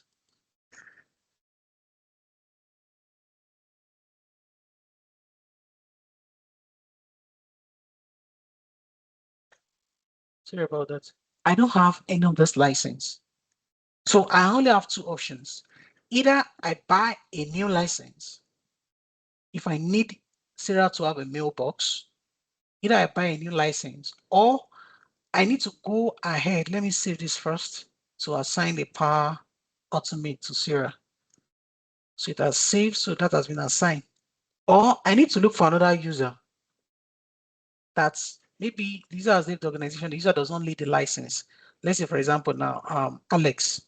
Alex is a user that doesn't need the E5. I want Sarah to use the E5. So the same way, I just click on the licenses and app, then I will uncheck. And I will uncheck this also. I want to give, what I'm doing indirectly is that I'm giving licenses of Alex to Sarah. So I've saved the changes, then I'll close this here again. Then I will search for Sarah again. As I click on Sarah, you find out that licenses are not available for Sarah here. So the license I removed from Alex are available here. So I'll just select this, select this, select this. So meaning that Sarah has all the 4 licenses if I click on save changes. Earlier, when I only assigned to only this, you can see that apps is saying what 2. Notice the moment I assign E5, it increased to 9. Why? Because other services comes with this Microsoft 365 E5. Microsoft 365 E5 is the highest of all Microsoft subscriptions. So if I click on this arrow down, you will see a lot.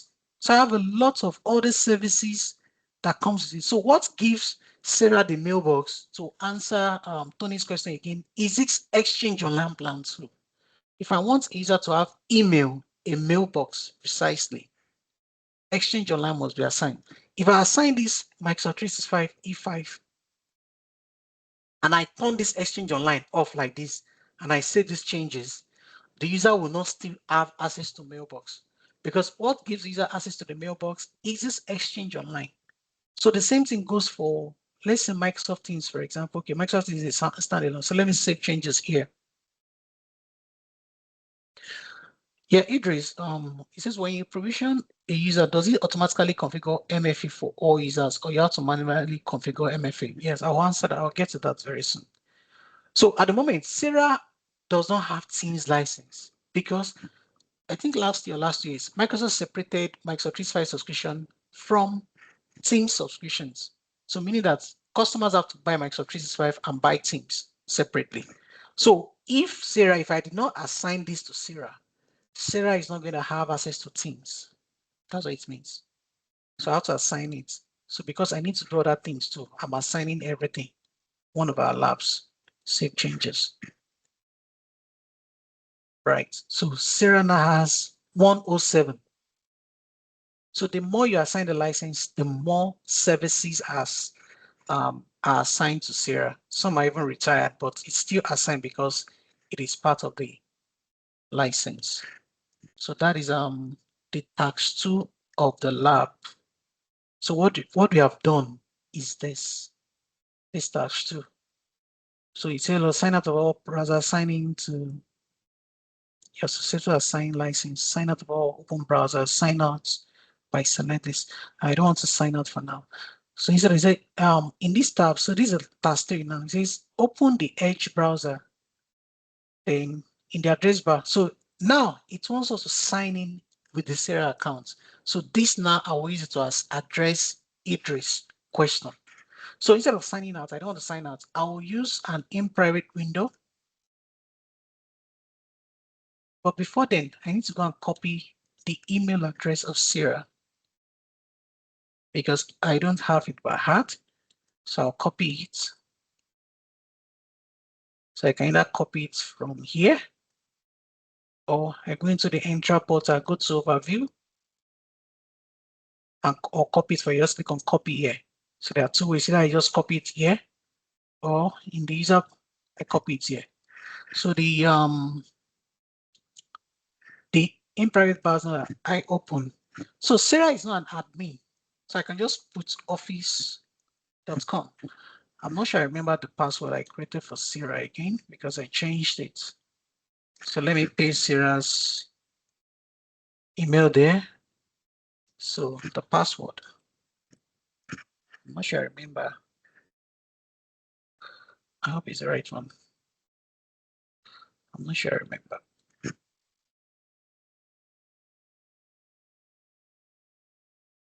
Usually I don't usually keep, except I save it somewhere.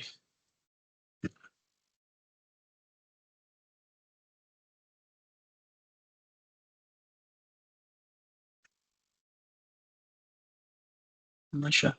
So if I've forgotten, what do I need to do? I just need to reset the password. So I can just come here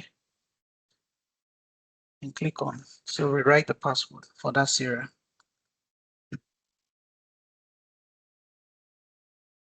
So it's telling me strong, so I reset the password.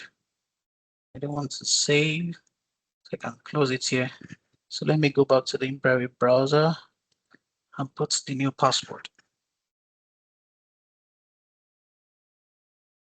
Okay, sign in.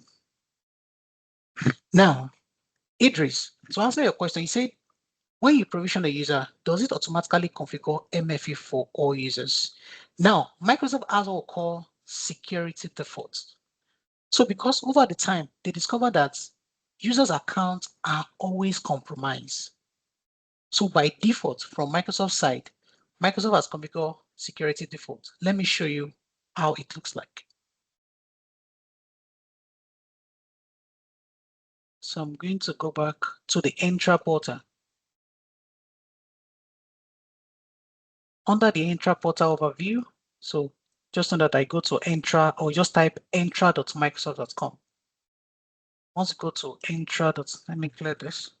Once you type entra.microsoft.com, that's a shortcut. Or you go from here under Admin Center, click on Admin Identity here. It will take you to entra.microsoft.com here. Then go to under, these are the blade, under the Entra ID itself. Open the blade, then click on Overview.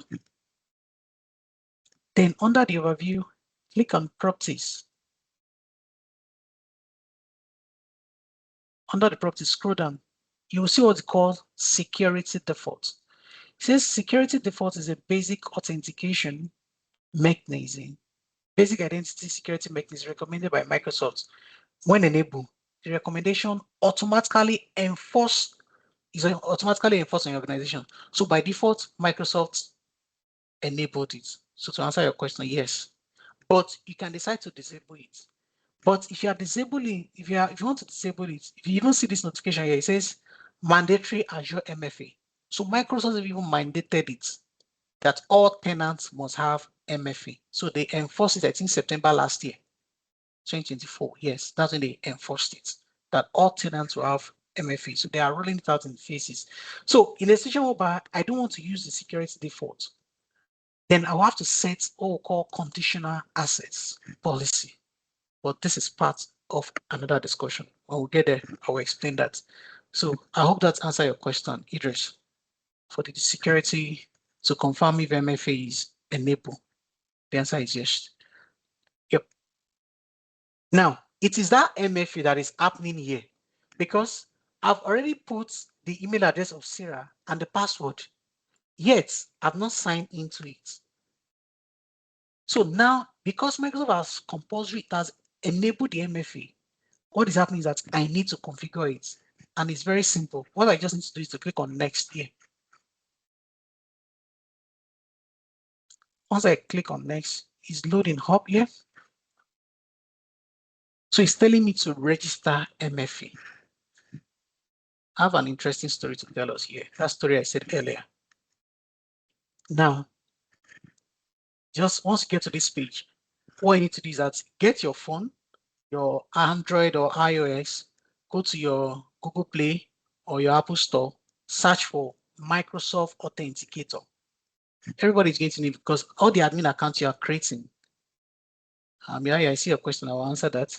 All the admin accounts you are creating will need MFA. So then go to your Google Play Store. So I don't know if you can see my screen. So this is how it looks like. So this third one, that has the Authenticator app. So once you download it, you open it.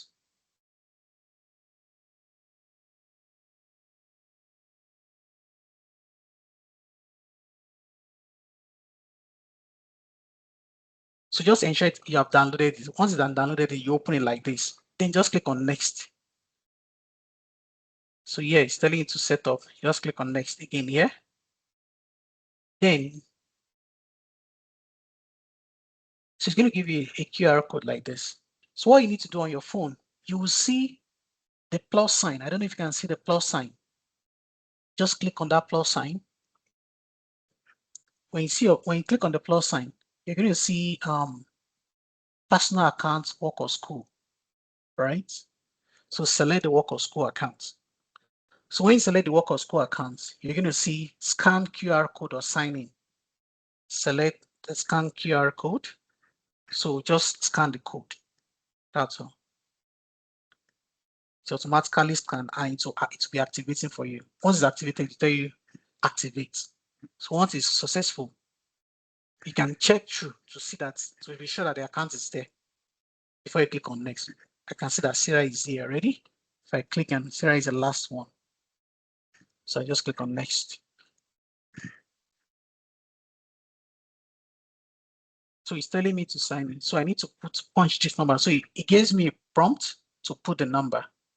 So I need to put the number 76 there and say yes. So because I use a fingerprint, so I need to use my fingerprint also to approve it. So this is providing additional security for your account. Yeah, to answer your question, yeah. So, okay, Idris, you cannot use Google Authentication for Microsoft. So that's why they have their own. Google Authentication are used for other services too. But for Microsoft, it has to be Microsoft Authenticator. So once you see something like this, just click on next. So it will tell you that your default sign-in method is what? Microsoft Authenticator. This was an interesting story I want to tell you. Now, I will go back to my.visualstudio.com. So I'm coming back here. Now, this my.visualstudio.com here, I've activated these developer accounts. Yeah. So because I've activated it, I could use these accounts for demo, but I don't have access to it again. What did I do? How did I lose access? All the global admin accounts I created, they were all on the same phone. They were on the same phone. Now, before I changed my phone, the phone was having an issue. But before changing, I backed up. But I didn't confirm if the backup was correct. So I lost access to the tenants. Now, if I click on go to your E5 Sandbox environment now. So what I'm discussing now is very, very useful for you. So now I'm not getting any code. I don't even see this account to put on my authenticator app to sign in. So I had to raise a support request to Microsoft. So to prevent you guys for having the same experience, so what I used to do is that, what I recommend is that either you create multiple accounts, have them on different phones. But if you're like me, all the admin accounts are on the same phone and something happened to that phone, you cannot use your authenticator app, maybe the screen got broken or something. The workaround is this. You can add, apart from this Microsoft Authenticator, you can add that you want to be able to receive call or text message. If I had done that option, I will have still be able to access this account because I will just request call, a code to be given, an SMS to be sent to my phone.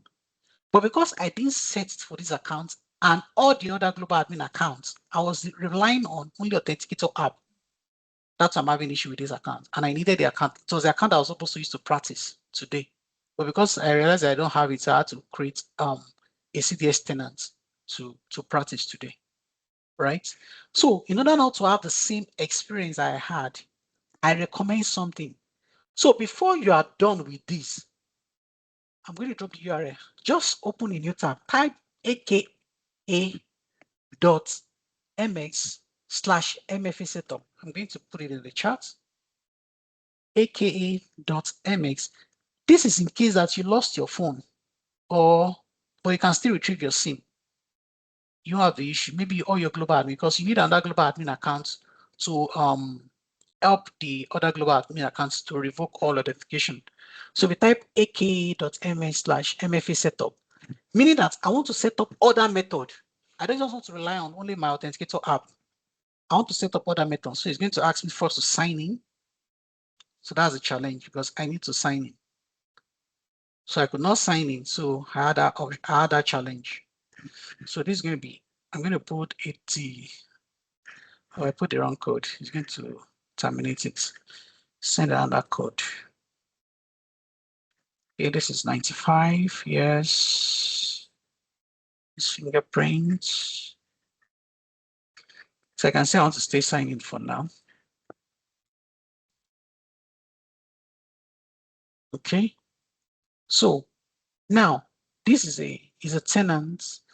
You see that it will tell me the two methods I have. I have password and Authenticator app. Now I have options to add other signing method. But the challenge is that this account is a CDS tenant. So part of Microsoft restriction is that they don't want people to use other signing method. But let me go to another account that is not a CDS account and show you how it looks like. So sorry, I'm jumping between tabs. So this is a different tenant. This is a real tenant, right? It's a different tenant. So if I go to that same URL, aka.mx/MFA setup, I've already done it for this account because earlier today I was just playing around it. Except I create another different account for it.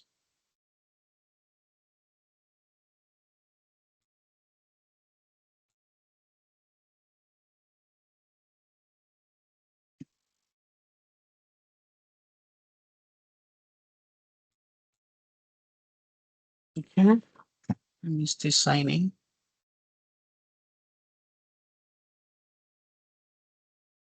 So I can click on add method.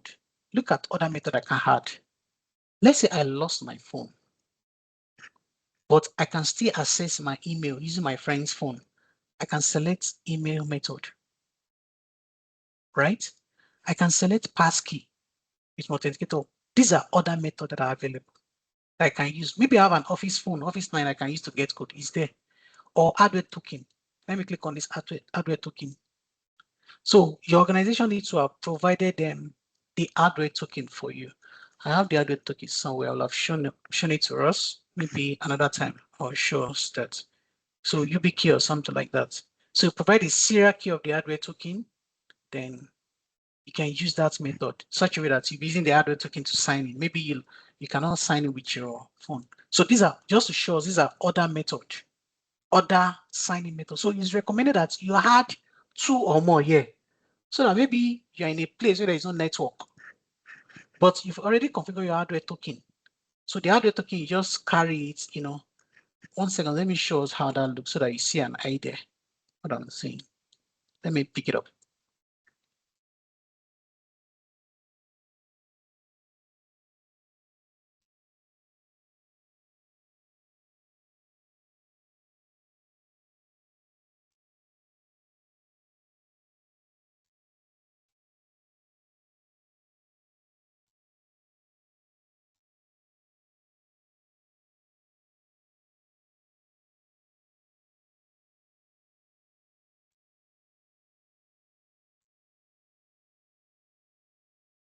So in my previous organization, I was using these are the hardware token looks like, right? UB key. So the serial number is at the back of the hardware token here.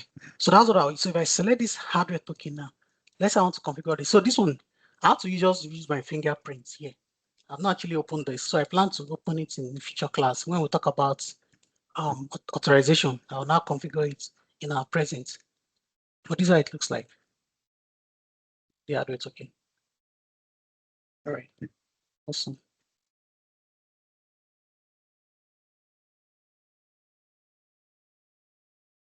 Oh, sorry, I think I was talking on mute. So these are the hardware token looks like I mentioned. So the serial number is at the back. Just use the serial number for the hardware token. Most times, either the OEM that produces will have sent the serial number to the admin, and the admin will not send the serial number to you for you to configure it. But in one of our classes, we're going to configure it. I'm going to show us how to configure it. All right. So I think we're done with the lab. Let me be sure.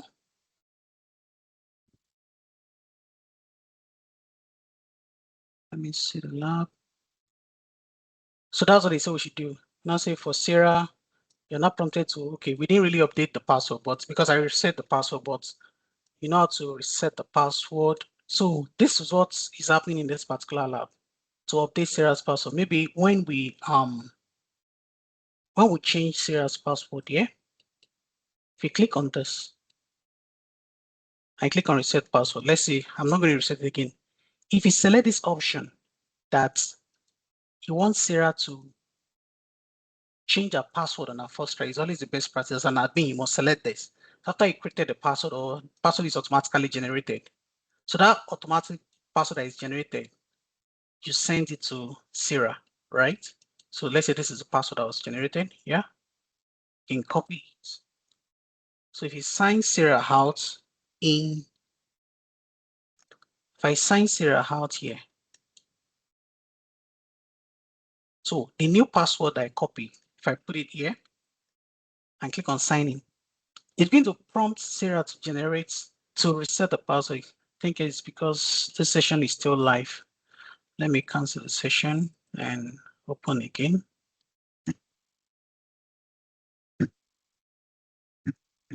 I have to remember Sarah email now. Let me keep the password somewhere. Let me go and copy our email address again.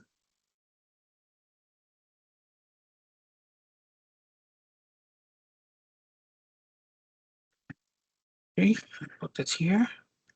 Next.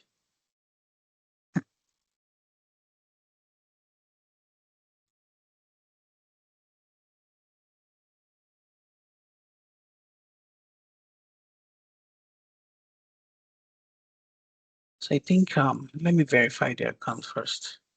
So either Microsoft is having an issue for this not to work. Enter code. Let me see if I can get a code. So if he's not getting, if he's not, so you can actually put a code. There is a code there, 874, that you can pick for Sarah. So now, so it's actually, because I checked that button, this button that says, okay, button I checked earlier that allow users to sign in their first to change their password. So that's why it's asking for the new password. So I can now put the new password here.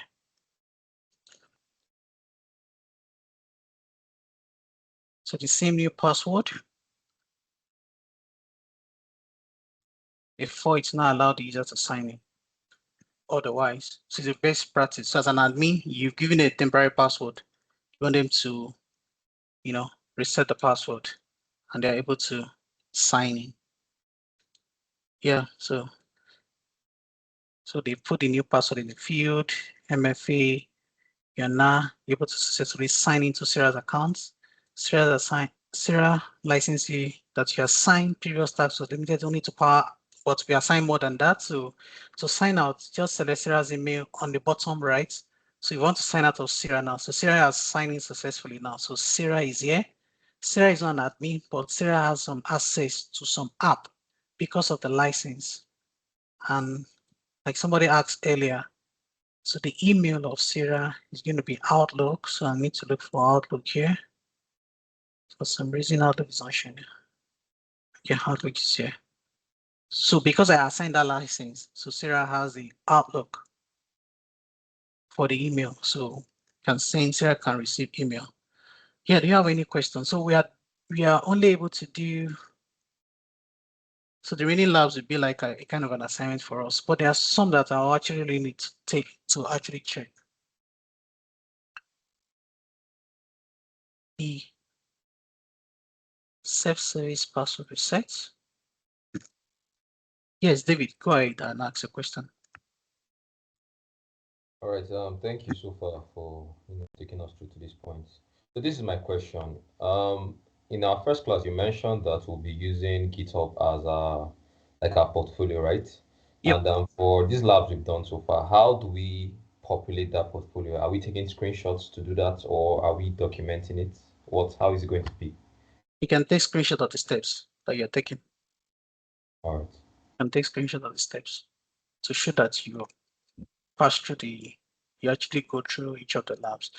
So again, so the lab 3 now. So the purpose of this lab is to enable what we call self-service password reset. What is self-service password reset? It's actually a functionality in our Microsoft 365 that allows users to be able to reset their password. Let's say, for example, now, I've been on leave for the past couple of weeks now. I'm resuming back to work on Monday. Let's say I've forgotten my official email password. So I can actually reset my password as a user by going to this URL, aka.mx/ I just clear this SSPR. But this link will only work if the admin of the organization has already enabled that functionality, that password reset functionality. If it has not been enabled, what it is simply means that even though I go through that link, aka.mx/SSPR, I will not be able to reset my password. So the goal basically is to ensure that we don't have many tickets. Imagine people coming from leave, they've forgotten password, they're now raising ticket to reset their password. Doesn't make sense. So to help IT, to free IT up to do other things, so that functionality needs to be configured. So what I will advise you to do for each of the labs, right? Follow the steps.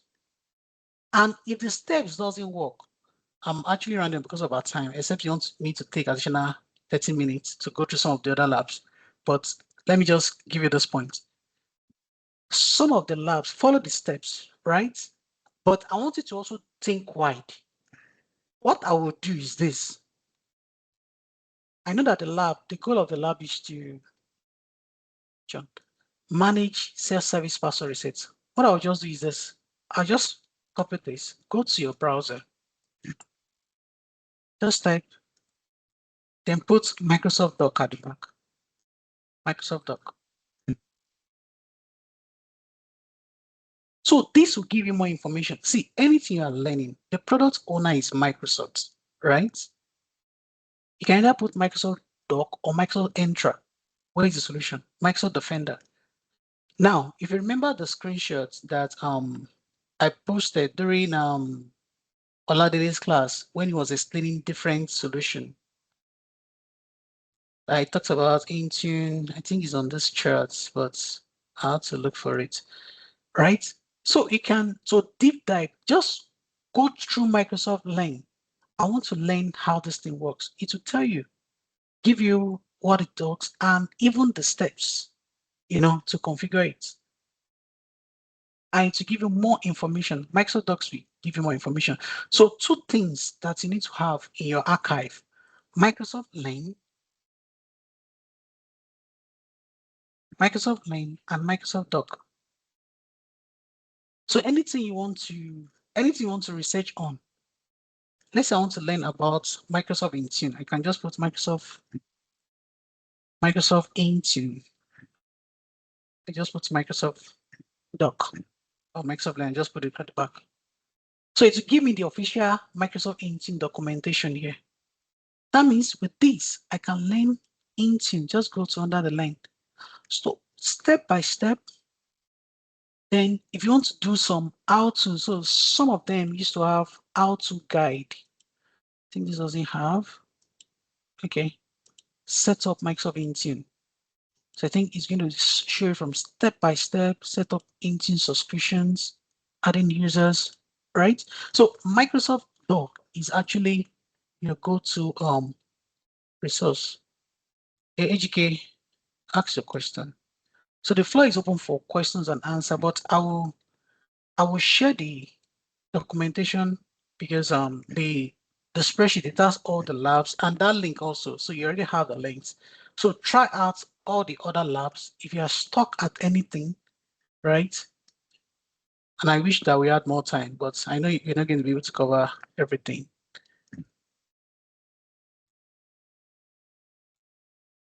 Much for this. It's been an amazing experience.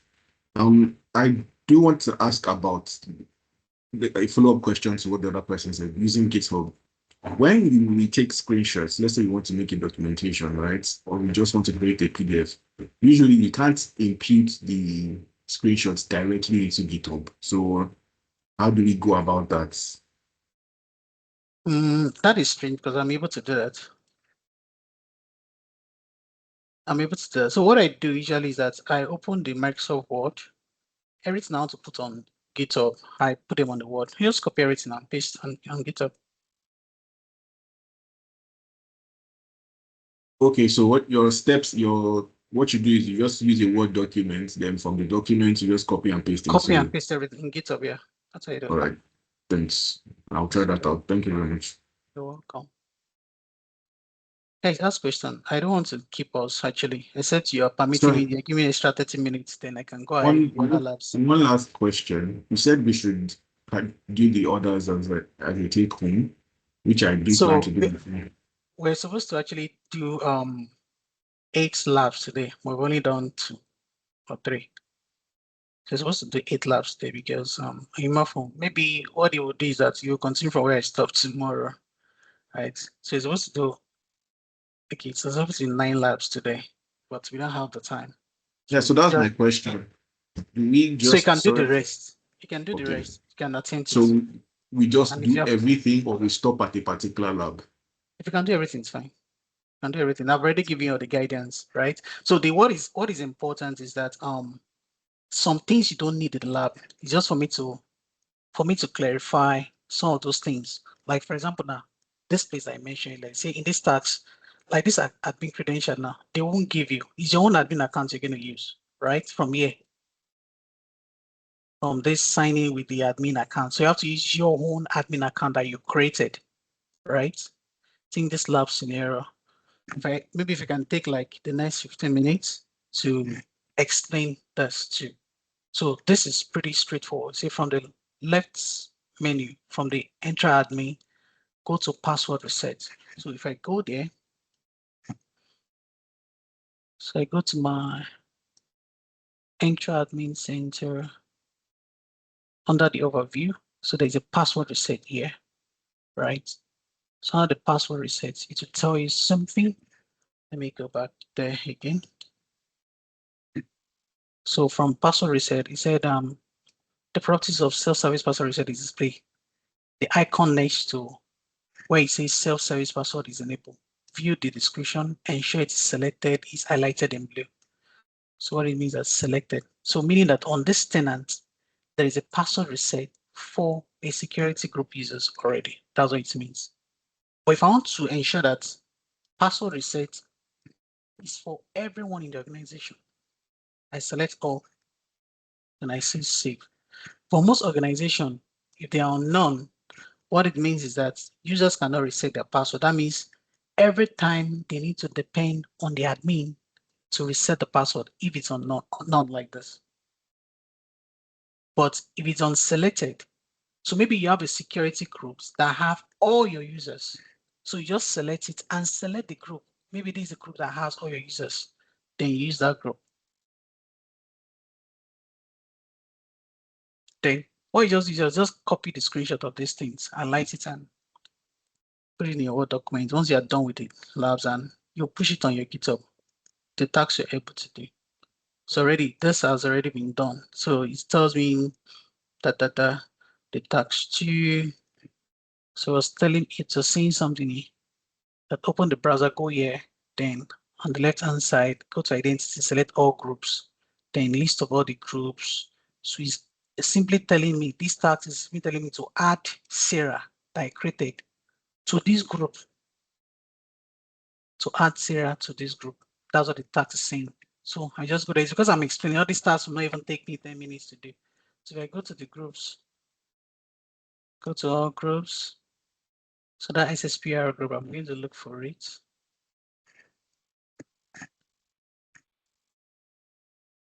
SSPR.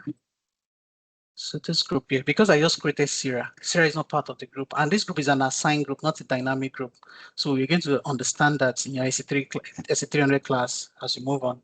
So because it's an assigned group now, meaning that I have to add users, to the group. So you just go to the members here. So under the members, I'll click on add.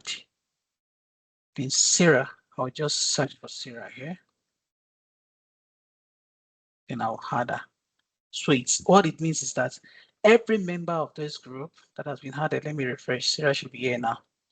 Everybody here can reset their password, meaning that anybody that is not in this group will not be able to reset their password. So that's what that particular lab is saying. So let me go forward. Let me see if I can see, open the Edge, log into this, sign in as Sarah. So now you want us to try the SSPR. That's what he's saying in this particular lab 3, right? To keep the thing to reset, to be sure that Sarah can also reset her password, right? So just for us to sign in to see if it can reset. Because earlier when we created Sarah has a password. So if you want to reset Sarah's password, for example, now go to aka.mx/sspr.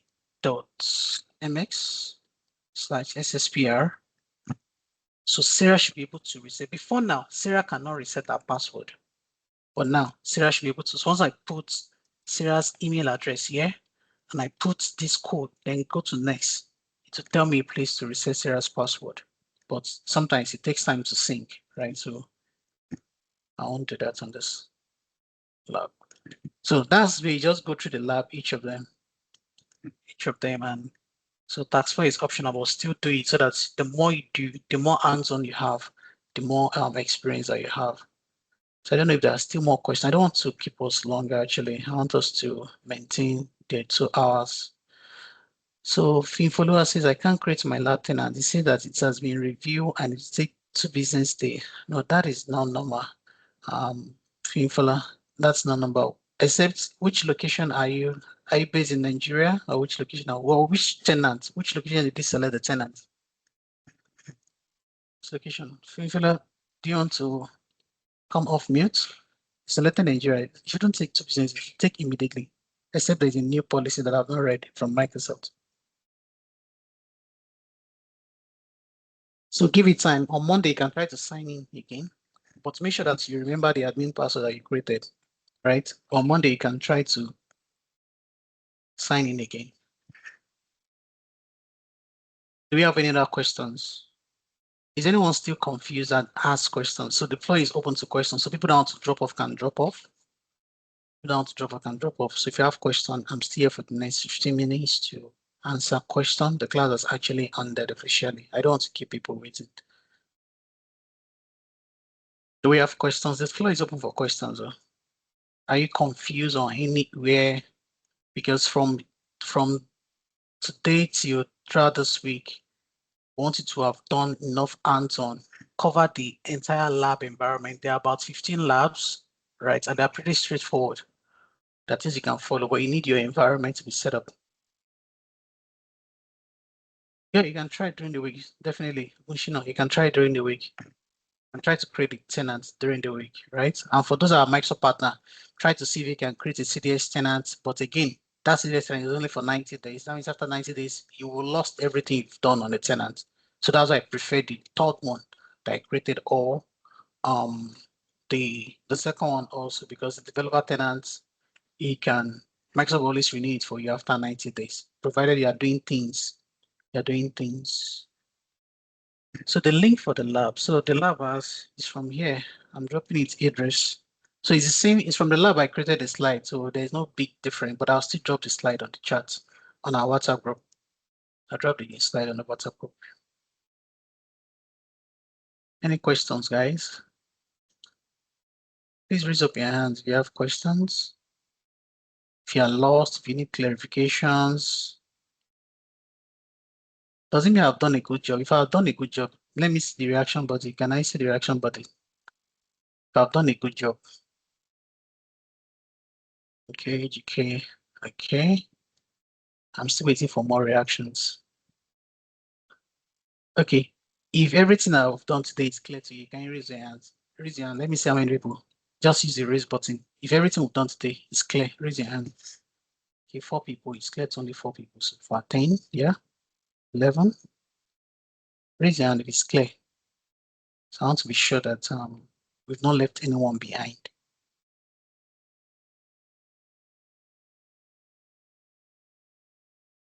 18 people so far. 19, 20. Please raise your hands if everything we've done today is clear and you know what you need to do, especially on the part of the lab. So I only have 20 people out of 80 people on the score that is clear. So the rest, if it's not clear, then you should ask questions. That's why I'm here. I'm supposed to be in another class right now, but I'm taking the extra time to be with us. If it's not clear. So it's only clear for 21 people. The rest is not clear.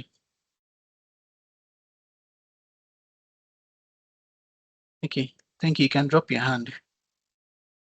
If it's not clear, you can raise your hands now. For those that are not clear, you can drop your hands. For everyone that is clear. If it's not clear, you can raise your hands. If it's not clear, you can raise your hands. Everyone can drop their hands. So if it's not clear, you can raise your hand. And let me know where it's not clear. Now, why it's not clear, can you tell me? You can unmute yourself and ask.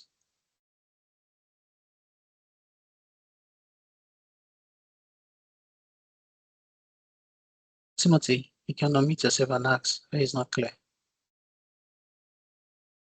Yeah. All right, thank you very much. Yeah, go ahead. What really happened was that I joined in like an hour into the class, so you have to watch the getting to recording. create my account and yes, so that's why I said I will check the recordings and then catch up. Okay. Any other person? And by the way, this is like the last class I'll be having with us throughout this bootcamp. See you next year. So if you see any new faces, now guys will be coming to teach us. Yeah, Godwin, go ahead, ask a question. Yeah, hello. Can you hear me? Loud and clear. All right, thank you. So my basic concern is setting up the lab, right? And so that's setting up that lab environment with the Visual Studio stuff.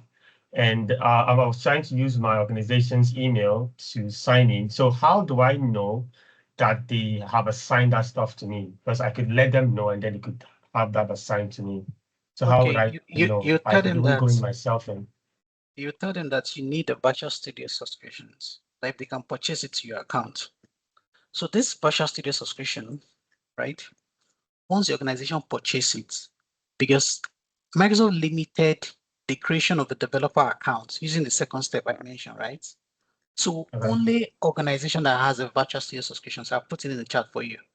So the moment they assign that subscription for you, right? All you just need to go to this site, my.virtualstudio.com. So far, your organization has assigned that subscription to you. Or it's going to cost them. It's not free anyway. So I think it's about 50 something. But the one organization assigned to me, they used to give me €50 every month. So once they've assigned my.virtualstudio.com. So after they've assigned it, right? After they purchase and assign.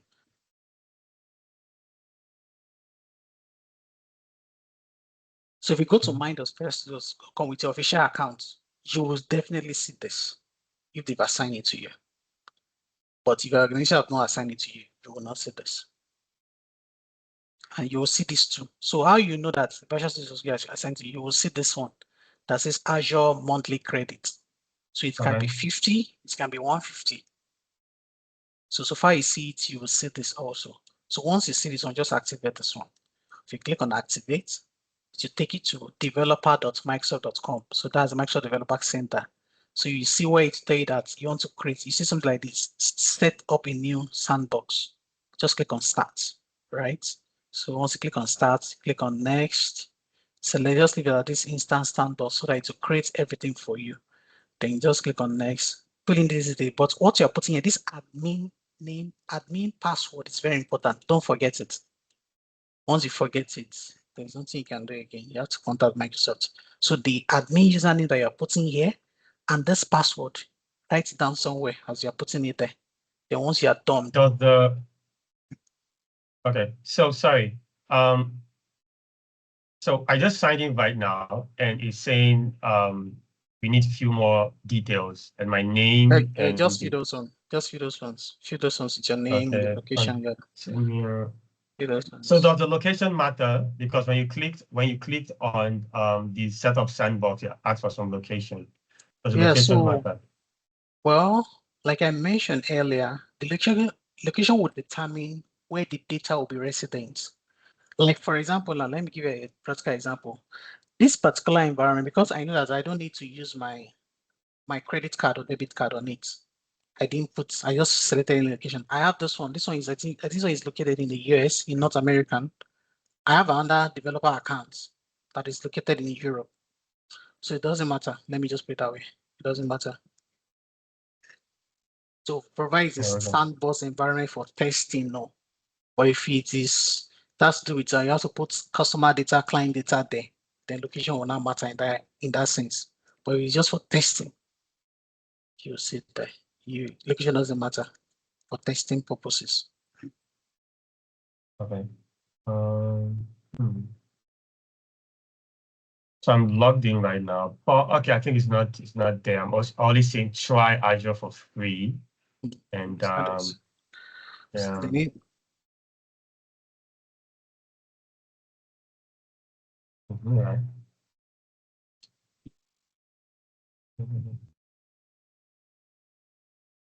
Yeah, more questions, guys. Yahaya, please ask a question.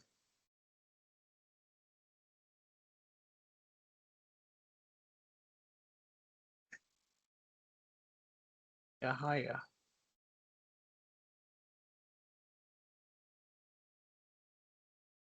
Okay. I want to use this opportunity to tell everyone for joining today's call. Thank you.